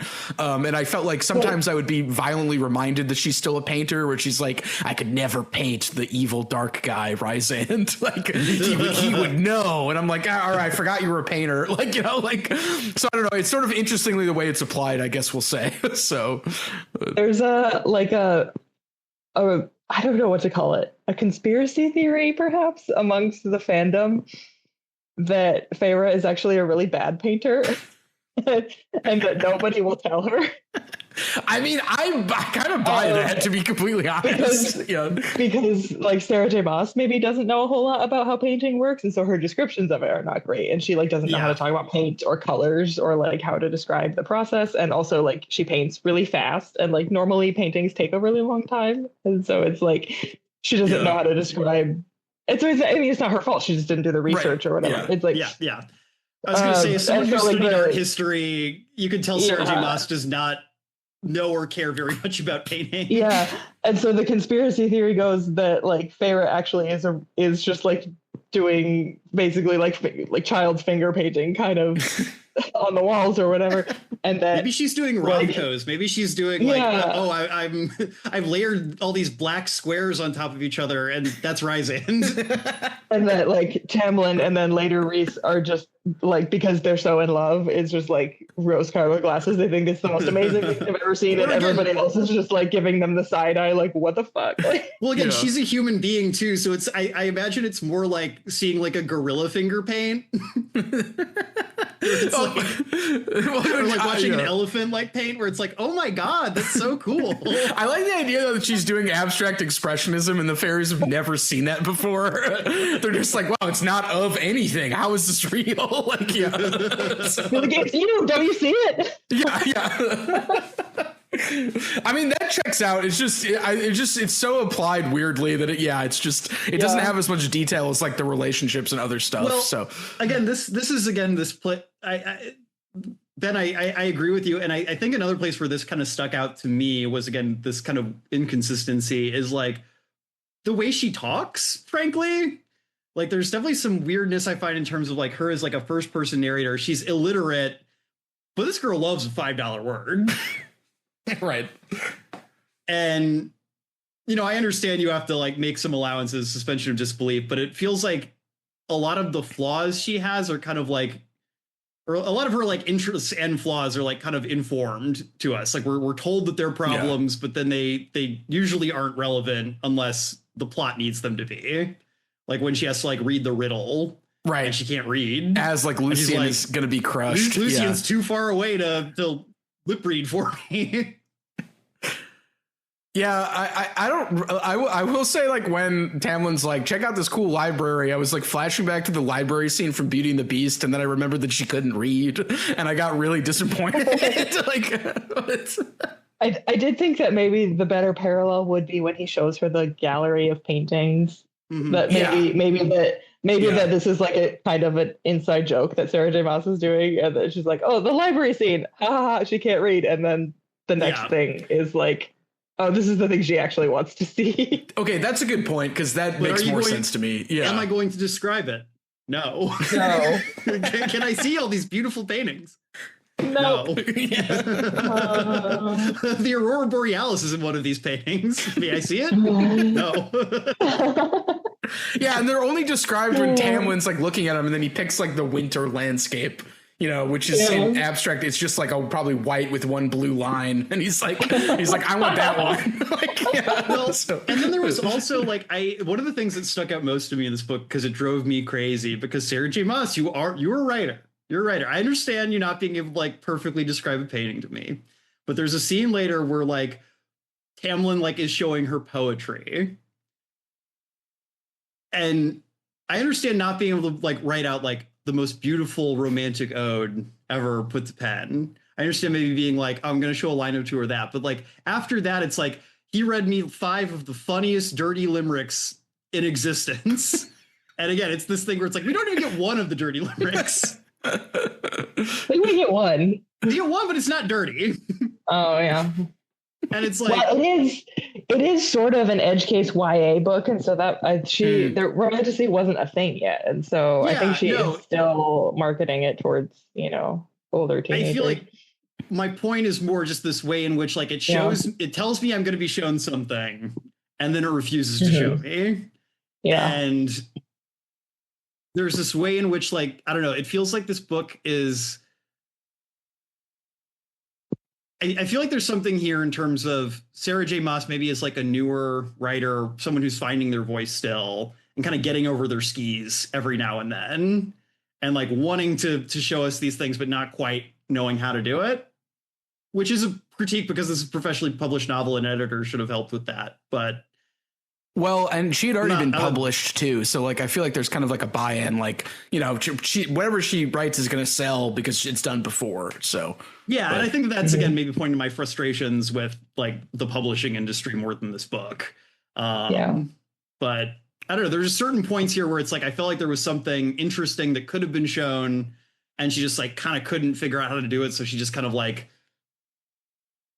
pushes me off screen. Yeah, it's interesting when the book decides to do that because I feel like there's a couple other moments where like the getting drunk and sexy dancing stuff is also kind of like off screen, which is like probably for a good reason. But yeah, it's interesting when the book decides to show stuff versus not. So or like the like fairy sex rite, which we're just like told about as like a thing that happens. We don't get to see any of it.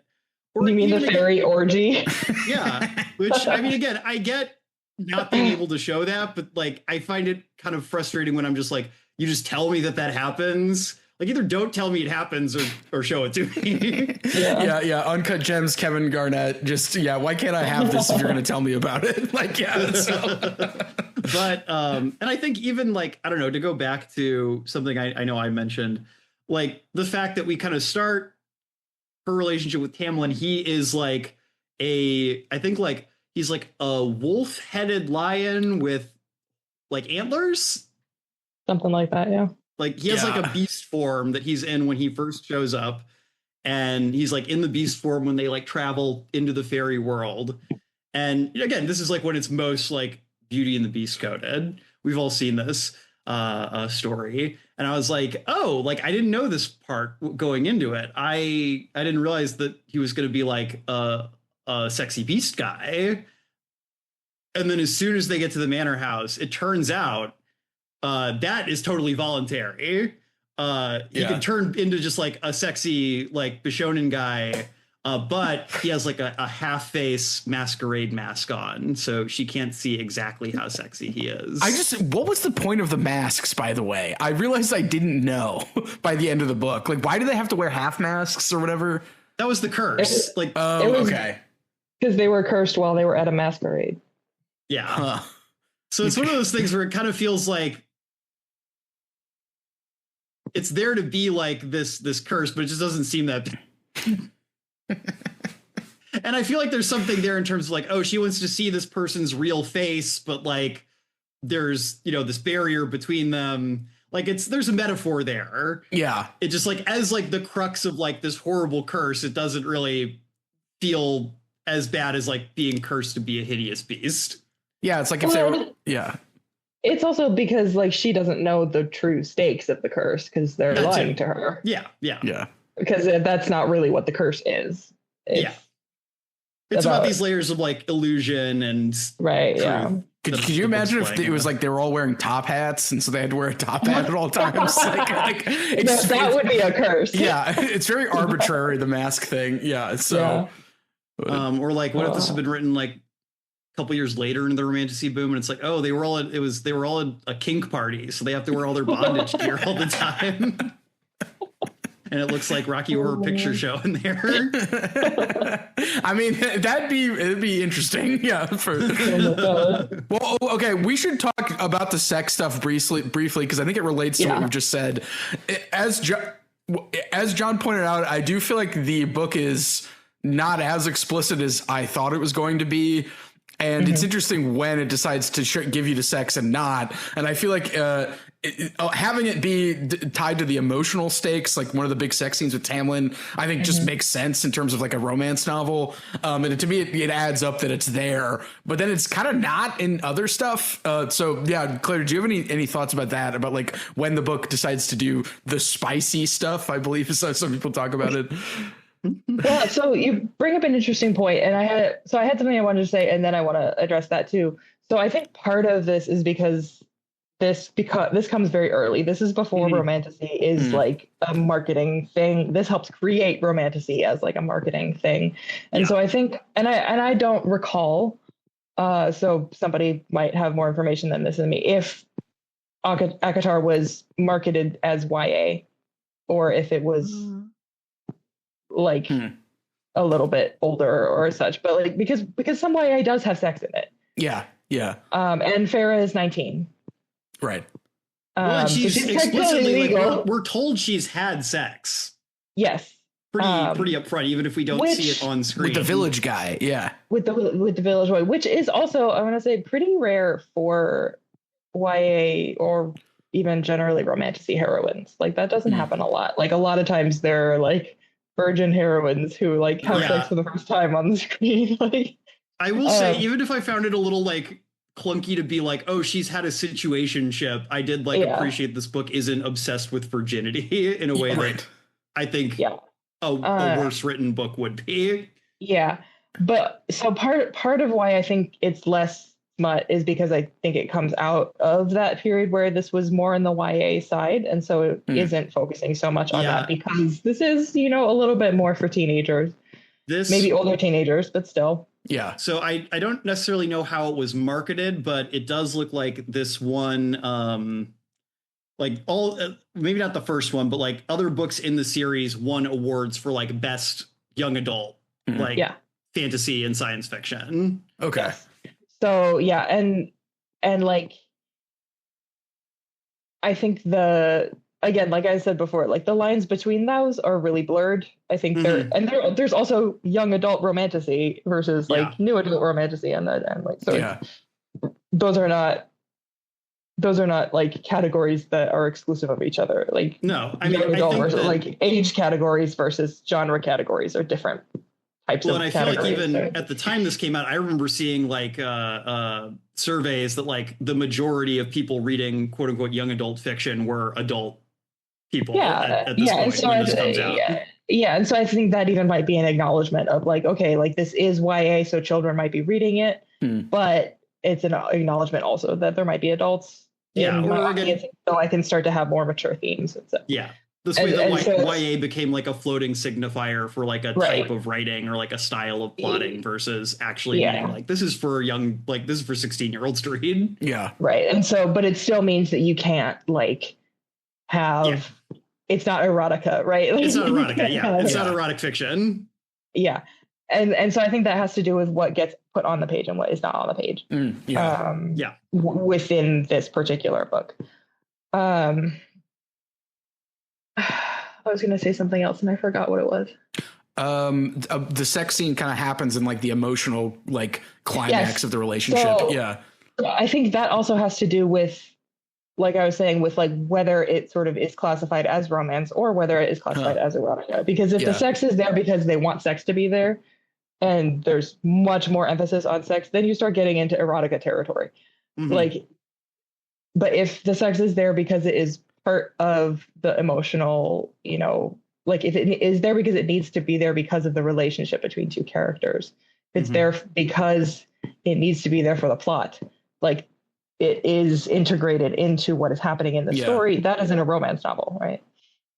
And so like these are some like, and again, there's gray areas like where like we're passing from one category into the other, and categories are fake and imaginary. Them up for different reasons.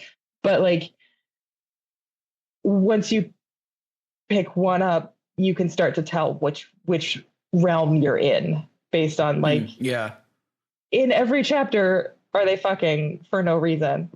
Or is this happening because it is like necessary for their like the emotional development of their relationship? Like and I think that's the territory that we're in here.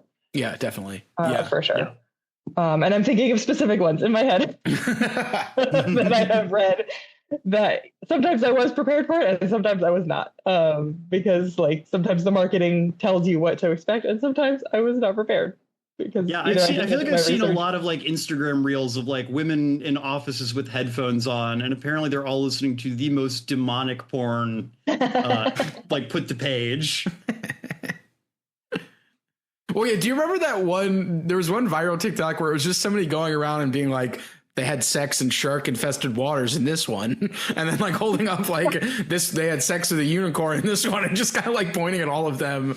And I remember just thinking like, you know what, if this is like, if everyone is reading something, I'm okay with that. Like, but all books are good books. Well, I was just going to say like, that wasn't my, like, I thought it was going to be more explicit going in. And then I felt like it was pretty tastefully done. Kind of reminded me of like Harlequin Romance, which there's that interview with Chuck Palahniuk where he's talking about like a book that he wrote in the Harlequin Romance style because him and his brother would go through Harlequin romances and try to find the spicy bits. And his example is that like, you know, something like plunged into my salty recesses, and his brother's like, I think she got stabbed in the ear. Like, and so like, and like that was kind of like inspiring like his version of that. And that crossed my mind because it's not that vague in this, but there's something that's a little more tasteful about it in this than I was led to expect. So well, and so one of the things that I wanted to talk about just like having even this represented at all, and like why it's important that people are reading it is like, so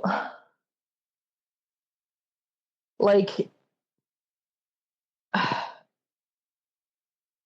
do you guys like when you're taught about sex or when people talk about sex, like were you expecting it to be a good thing?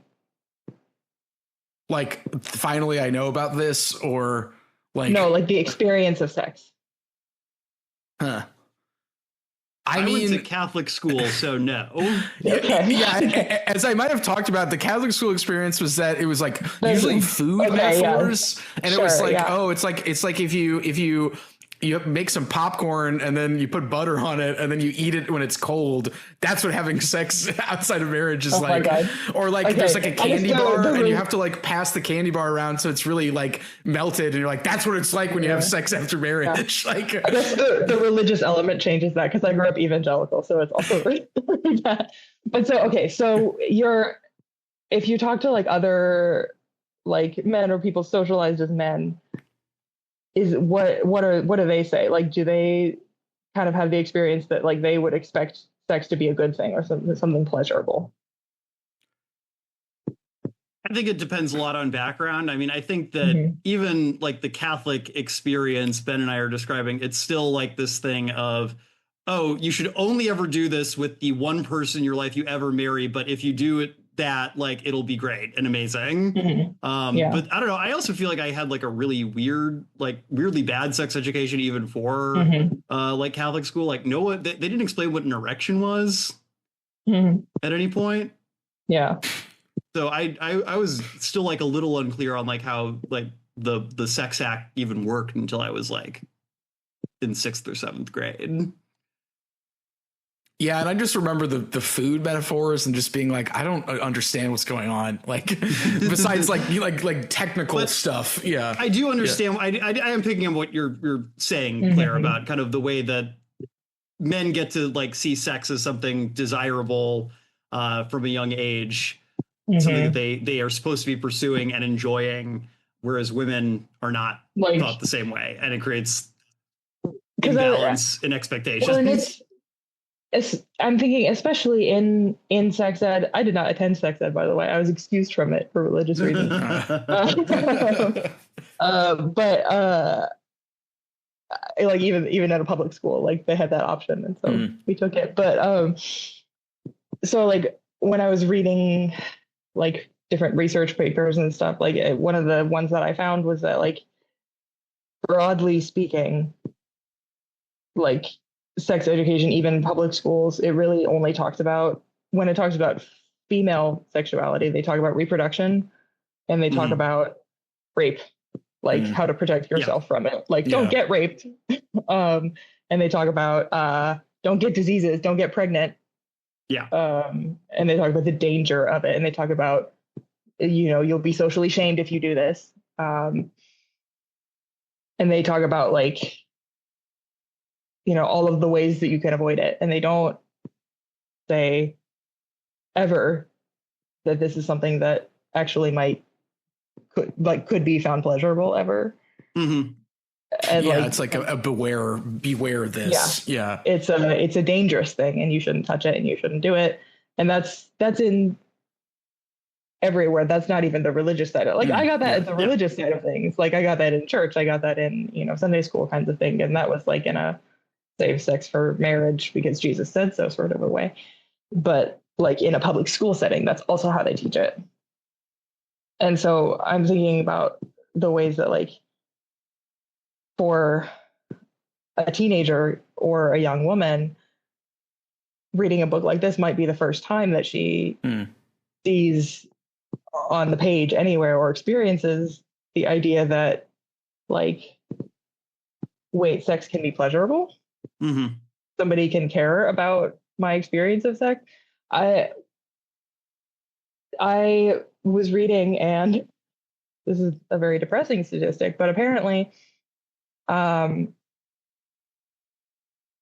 like across the board, very broadly speaking, in heterosexual encounters, only approximately 30% of women usually reach orgasm, as opposed to 90% of men.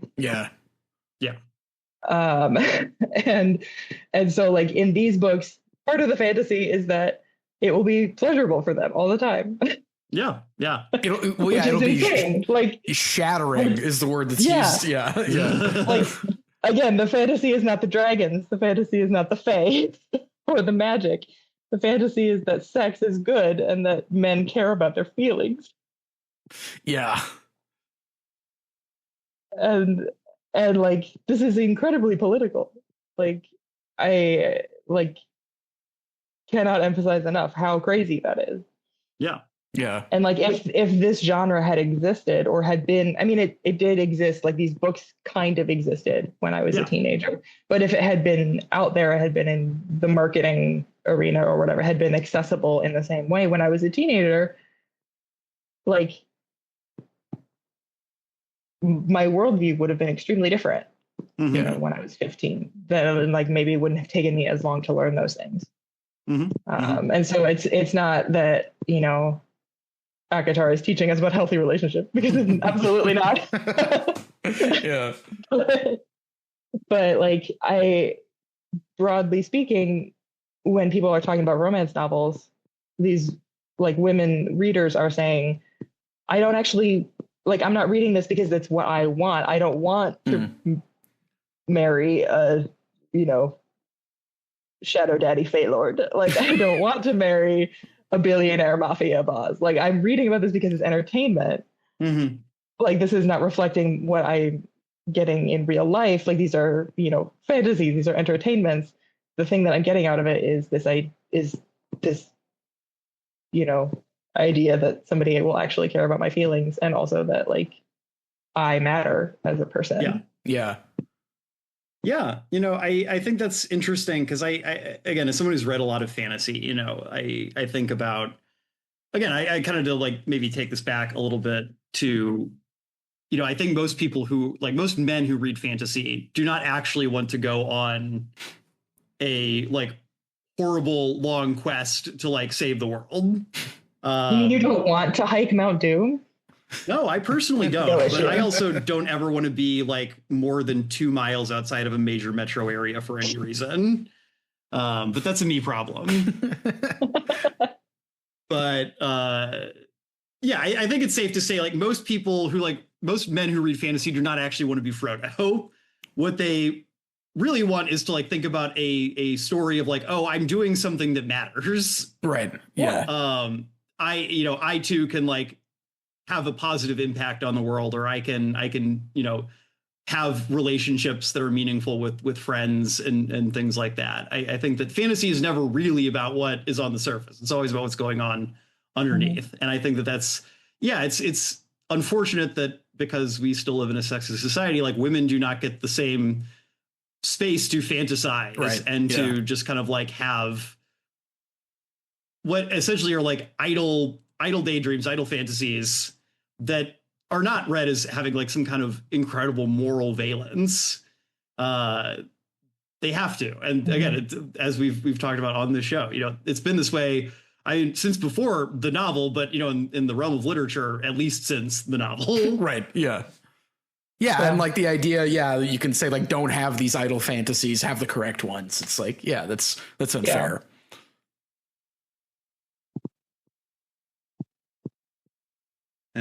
Yeah. And I'm on the record that reading cannot make you a better person. Doesn't matter how moral the books you read are. In fact, reading will probably make you worse because you'll be spending less time with other people. Yeah. The third Infinite Library endorsement is to receive psychoanalysis if you'd like to become a better person. Yeah. Oh, I'm not going that far either. I don't think psychoanalysis necessarily makes you a better person either. Well, speaking of that, did you want to mention any of the Freud stuff? Because this feels relevant. This conversation just make me wonder what like Samuel R. Delany would have to say about this, because we've been reading some Delany and he's very upfront about like the importance of like erotica and like making your desires manifest in terms of like being pro-social about them. And I wonder if he either has explicit fantasy, he probably does, or if he has any thoughts about them. Yeah. So we get to recommendations. Oh, okay. Yeah. Boy, do I have some. But you had mentioned the Freud stuff. Did you have anything you wanted to add about that? Because I feel like we're probably getting close, but I don't necessarily have anything that I don't think has been covered like in what we've already talked about in terms of, again, the way fantasy is functioning here. I think, you know, there's definitely something a little Freudian about like wanting a 500-year-old magic daddy to take care of you. But, you know, that's a fantasy I can see the appeal of.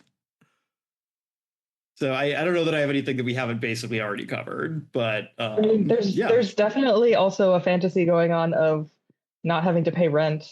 Oh, yes.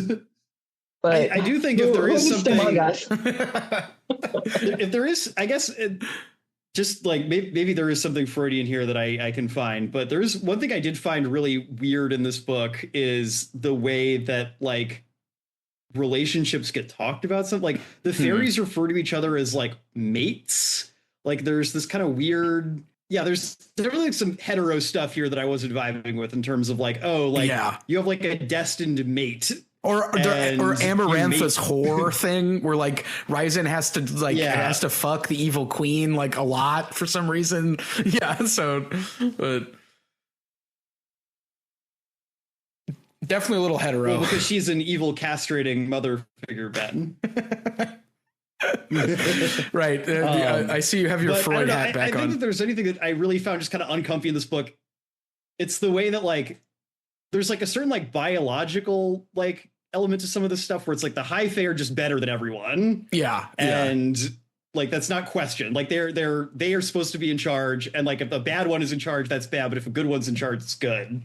Well, maybe that's like relating to the Tolkien hereditary stuff we talked about, where it's kind of like this is not like a unique problem to this book. I just found the way that it kind of gets dropped very casually, and maybe this gets problematized in later books, but like I just found the way that like biology is destiny in this book in a very real way that I found kind of weird. Right.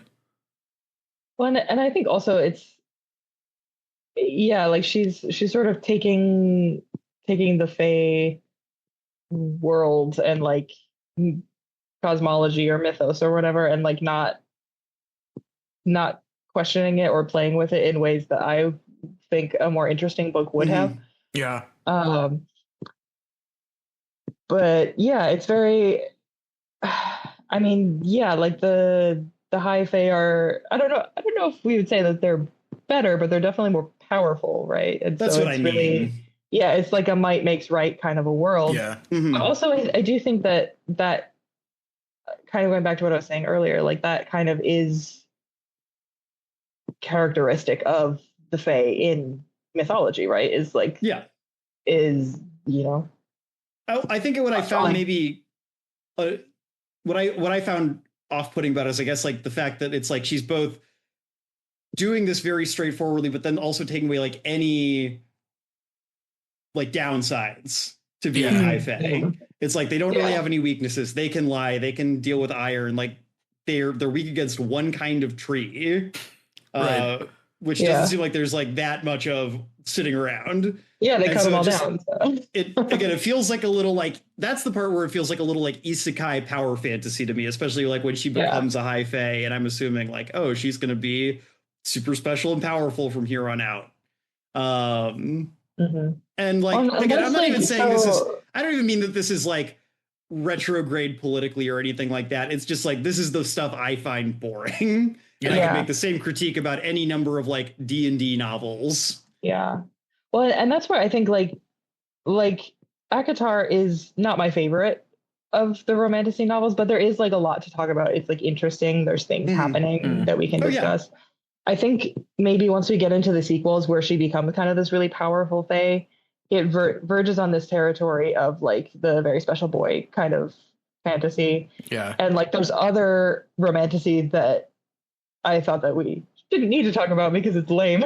That kind of is like this very special boy, but it's a very special girl kind of fantasy where it's like, well, they can do it, so why can't we do it? And it's like, I guess, but also I'm not interested in reading that because it's kind of boring. And so some people like it. And some of that is kind of the erotica kind where it's like, well, I'm a very special girl. I'm going to fuck the hot boy. Like it's, and like that has its place because some people are entertained by that. And like, sure. Like for all of the reasons that I've been talking about, like sometimes people want to read that and it's very popular, but also if you're looking for character development, don't read it. Like, right. Yeah. It's like you won't be entertained by it because it's just like the very overpowered kind of heroines who just always stomp over the villains and there's never any danger of them losing, and that's not as interesting. And so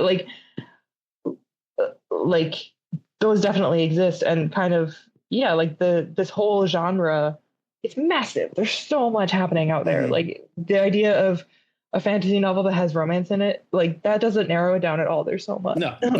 So there's really good stuff and there's really shitty stuff, and like And I kind of, like I said, like I stopped reading this series because I was just kind of not interested after this first book, and that's part of the reason why is because of this like overpowering, like oh, so now you have all of the powers and all of the overpowering allies, and you have, I guess there's an evil king that's going to come get you, but also you're going to beat him too. Like, it's not exciting anymore. The stakes are gone. The stakes are gone. Yeah. In the first one, at least, there are stakes because she's human.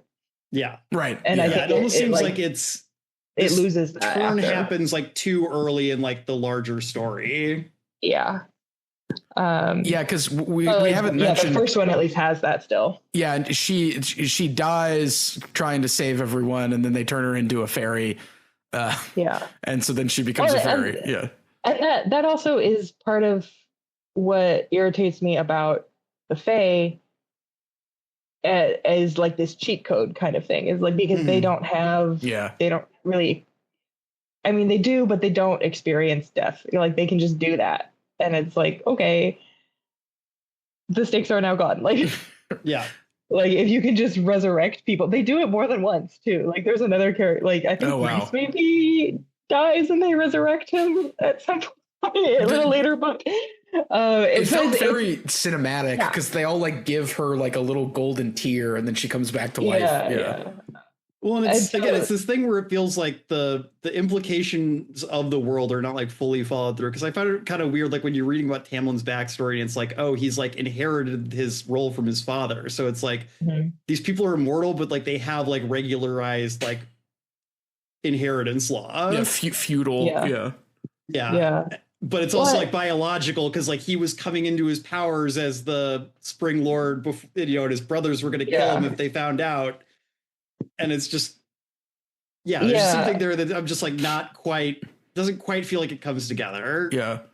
Well, and like different authors have handled stuff like that differently. Like some people make the Fae not immortal, but just incredibly long lived, and like and people play with it. They do stuff with it that makes it interesting, or they change it so that the stakes are different. Like I remember there was one author who like was kind of making fun of the problematic age gap, by like there's a magical character who meets a regular human character, and he gets all offended because he's like, do you think just because I'm magical, I'm old? And he's like all offended. And I was like, this is funny. This is entertaining. You're playing with the tropes, and it's like, you can do, like, authors play and they can do so, but this is a little bit like, sometimes she's playing and sometimes she's just not playing things straight. Yeah. I like how that was just the guy going, just because I have magic, I'm not Unk. Like, I'm not an Unk, even though I have magic. I'm not chopped. I'm not Unk. Yeah. Truly, it's that energy. And I laughed. I truly did. No, I mean, absolutely. I think that, this is a book where I wish I could be like an editor. I wish that was a realistic career goal for me, because like I feel like there's good stuff here, and I kind of wish that like I could have sat down with Sarah J. Maas and just been like, hey, have you thought about this? Can we tighten up this part here? Yeah, because I think the bones here are actually pretty solid in a way that I found surprising. But it feels like there's just a lot that got past editing, because we don't do that anymore as an industry. Yeah. Well, and I think that comes back to her being previously published by them. Bloomsbury even takes like responsibility for coining Romantasy, which I think is just something they want to do as a publisher. But I think that's interesting. So yeah. Well, and like I think there's like there was a lot of potential with a story like this, and like the things that she does with like the folklore are very interesting. I think like Tamlin as a character is very interesting. Like, he's complex. He's like a Fae who is raised in this horrific environment that like the people around him, the Fae around him, are like this traditional like immortal and disregarding human life kind of Fae, and then he turns out differently, and I want to understand better why he's different, and it's not just for the plot. It's not just that he's good. It's not just that he's good. I want to understand like, why is he like that, and like, or like, why, because we do get that with Lucian a little bit. Like we understand why he's like that because we get some of his backstory and like there's reasons for it. And so like there's groundwork that could have been laid better. And like you said, there's bones of something that could be really good. And then it kind of like goes off the rails. Right.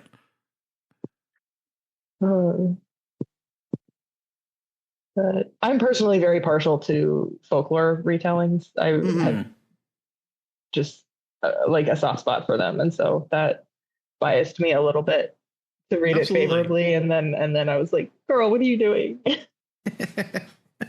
Yeah, what's going on? Well, do we have anything else you want to do before we get to Rex? Because I know, Claire, you have some recommendations you want to offer. I definitely have some recommendations I'd want to offer.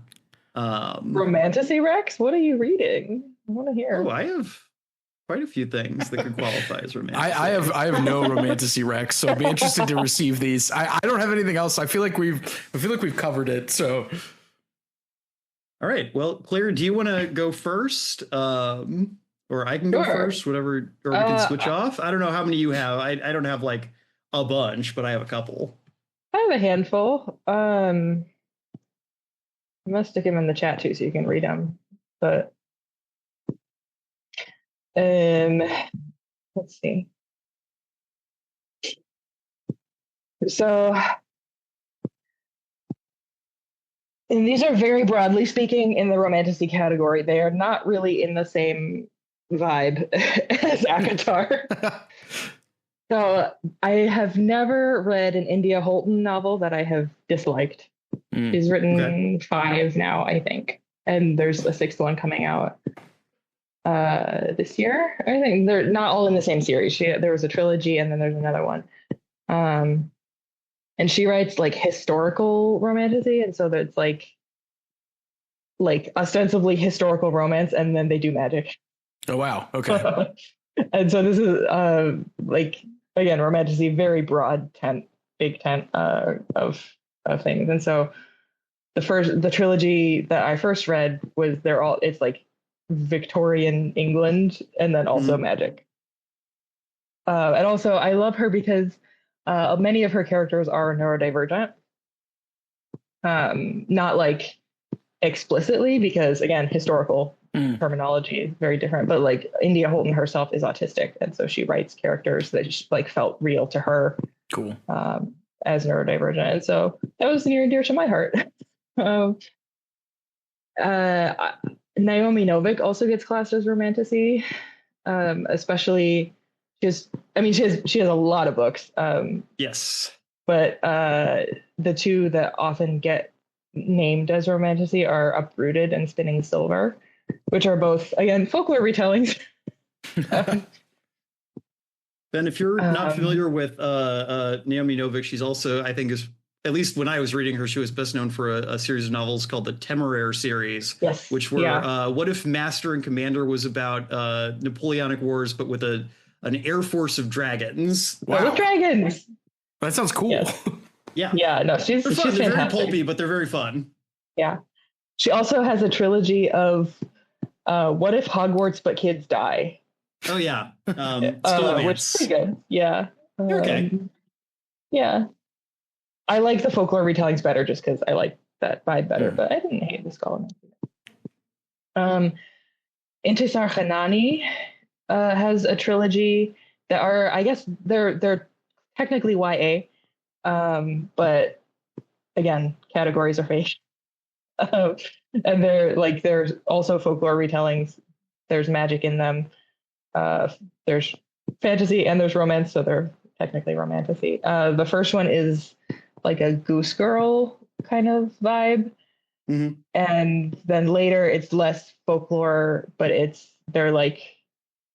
sort of the second two are like companions to the first, not really sequels. Okay. And they're like hunting down human traffickers, and there's like a Robin Hood type character, and one of the characters is, I kind of love it, she's like has a disability and also is the heroine, and like it doesn't get fixed, it's not like she's there, and like I kind of love that. And more representation, please. Rebecca Ross is also excellent. She has do they call it a duology when there's just two? I don't know. Yeah, duology, I think, is generally what I. Yeah, and then there was like a third one that is not like in sequence, but was like a companion. So it's not a trilogy, but it's like a standalone that's related. And the setup is it's a little bit shop around the corner. So it's in a fantasy world with a little bit steampunk vibes. Like the technology is partly like World War I levels of technology, but also then there's magic related to it, and they're rival war correspondents, so they're journalists and they're competing for the same job. But also their typewriters are magic, and they can send letters to each other, and they don't know that they're sending letters to each other. It's like an anonymous thing. So it's kind of fun. Very shop around the corner. That's cool. It is very shop around the corner. Much different vibe. Assistant to the Villain started out as a TikTok series.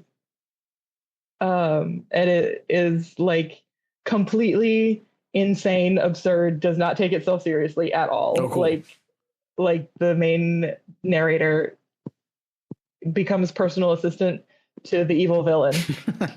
And so it's like a total mashup of like Office kind of vibes, but also it's in a castle and he mounts the heads of his enemies on the wall. Like it's insane. And also like they're fighting against the king, who is the hero. And so it kind of turns all of the tropes on its head, and she's being very clever about it. And then playing with kind of notions of good and evil and like how those are shaped narratively. And then the last recommendation I have is Emily Wilde's Encyclopedia of Fairies.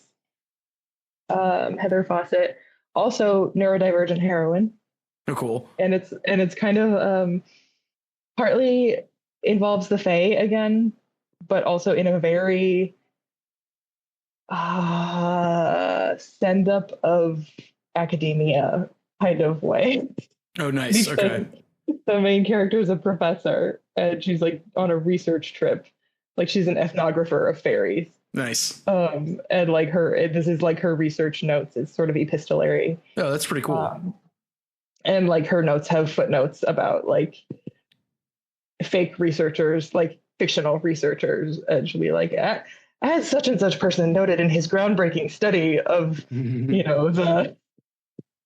of this, fairy people or whatever. Or she'll be like, well, this study says this, but everybody knows that he faked his research. This was a little bit catty, Well, if you're going to do academic footnotes, being catty makes sense. So, yeah. Oh, yeah, it's excellent. And so I found it very cathartic because I'm doing a PhD. And so it was very like, I felt very seen. Yeah. As I was reading it. So anyway, those are some romantasy that I actually liked. That I know that I felt we had to do ACOTAR for this podcast because, again, the urtext of the genre. Yeah, absolutely. We couldn't do any of these other ones because it would make sense to a larger audience if they don't have the context of where this comes from. But those are the ones that I actually liked and would actually recommend to people. But cool. Again, it's very much about taste. So some people might not like those. You go look for what you actually like. Totally get it. I have a couple of recs as well. I'm kind of going to divvy mine up into two like subcategories. I have stuff that is more like on the folklore or like fairy tale retelling side, and then I have stuff that's more what I would just say like is erotic fantasy. But all these books definitely have like elements of those things running throughout them. So my first recommendation, the book that I found myself kind of thinking a lot about, one of my favorite books of all time, if not my favorite book of all time, Angela Carter's The Bloody Chamber. An amazing book of short stories written in the 70s, kind of surreal feminist retellings of fairy tales. There are two Beauty and the Beast retellings in that book, both of which I really love. I love all the stories in that book. It's an amazing collection, and I've read it more times than I can count. I also would want to recommend White as Snow by Tanith Lee, which is a really great retelling of Snow White, as you could probably guess from the title. I know we've talked Tanith Lee on the podcast. Would you say it's better than Birthgrave? Absolutely. Okay. Because it's not her first novel. It is from much later in her career. Yeah, Claire, we did Birthgrave, and like it was fine. There's a lot of just like I hate this Conan Barbarian husband of mine. Actually, I love him. So I was like, I'm enough of that. Anyway, sorry, John. Yeah, no, you're fine. So those are my like fairy tale retellings in terms of like the more, I guess what I would say is like erotic fantasy. I have, first of all, what's her last name real quick? Forgetting last names. Kushiel's Legacy by Jacqueline Carey, which is, I think, one of probably like the text for like erotic fantasy. Like this is a full-on like old school like trade paperback fantasy series in which like sex is the major like vector for storytelling. Nice. Definitely like has some BDSM, a great deal of BDSM inflected stuff. So if that's not your jam, you might not like it. But if you want to see the way that like sex can be like a very active way in telling, in particular a fantasy story, like a particular kind of fantasy story, I think it's a really interesting text. And it's fun. It's good. It's good. I really love that like 70s through like 2000s like trade paperback fantasy scene. Yeah. And then my last recommendation is Phallos by Mr. Samuel R. Delaney, which is a gay sword and sorcery novel set in ancient Rome, but it's actually a metatextual novel about a guy reviewing a copy of a gay sword and sorcery novel set in ancient Rome. Simply no one doing it like Samuel Delaney. So those are my recs for some good, fantastic and smutty literature. And I don't have any, so but I will definitely be looking into both of your picks because they both sound great. So yeah, Ben likes reading books about people not having sex and getting really upset about it. Honestly, that was Portrait of a Lady, which I referenced earlier on this episode, which I won't get into. It is a good book, but yeah. So, well, Claire, I know it hasn't been too long since the last time you were on the pod, but do you have anything you want to plug before we call it a day? You know, I'm still waiting for someone to fund my PhD, so... Fair enough. If you are a wealthy benefactor, please direct inquiries. Like I'd like to send a chest full of fairy gold to Claire's family to pay for her PhD. Yes. Other than that, fuck ICE, I guess. Yeah, fuck ICE. Hey, fuck I'll ICE. second that. Another endorsement for this episode. All right. Well, listeners, thank you so much for joining us. We hope you enjoyed this Romantasy episode for Valentine's Day. And please don't yell at us if you like Romantasy a lot and you don't like our opinions. I love Romantasy and I love all of our opinions. So. There we go. Well, we're going to be back in 2 weeks to talk about My Heart is a Chainsaw by Stephen Graham Jones. So if you like to read along with the show, go ahead and pick that one up. We'll be back in 2 weeks to talk about that. Until then, I've been John. I've been Ben. Guess I'm still Claire. Semper Books. Semper Books. Semper Books.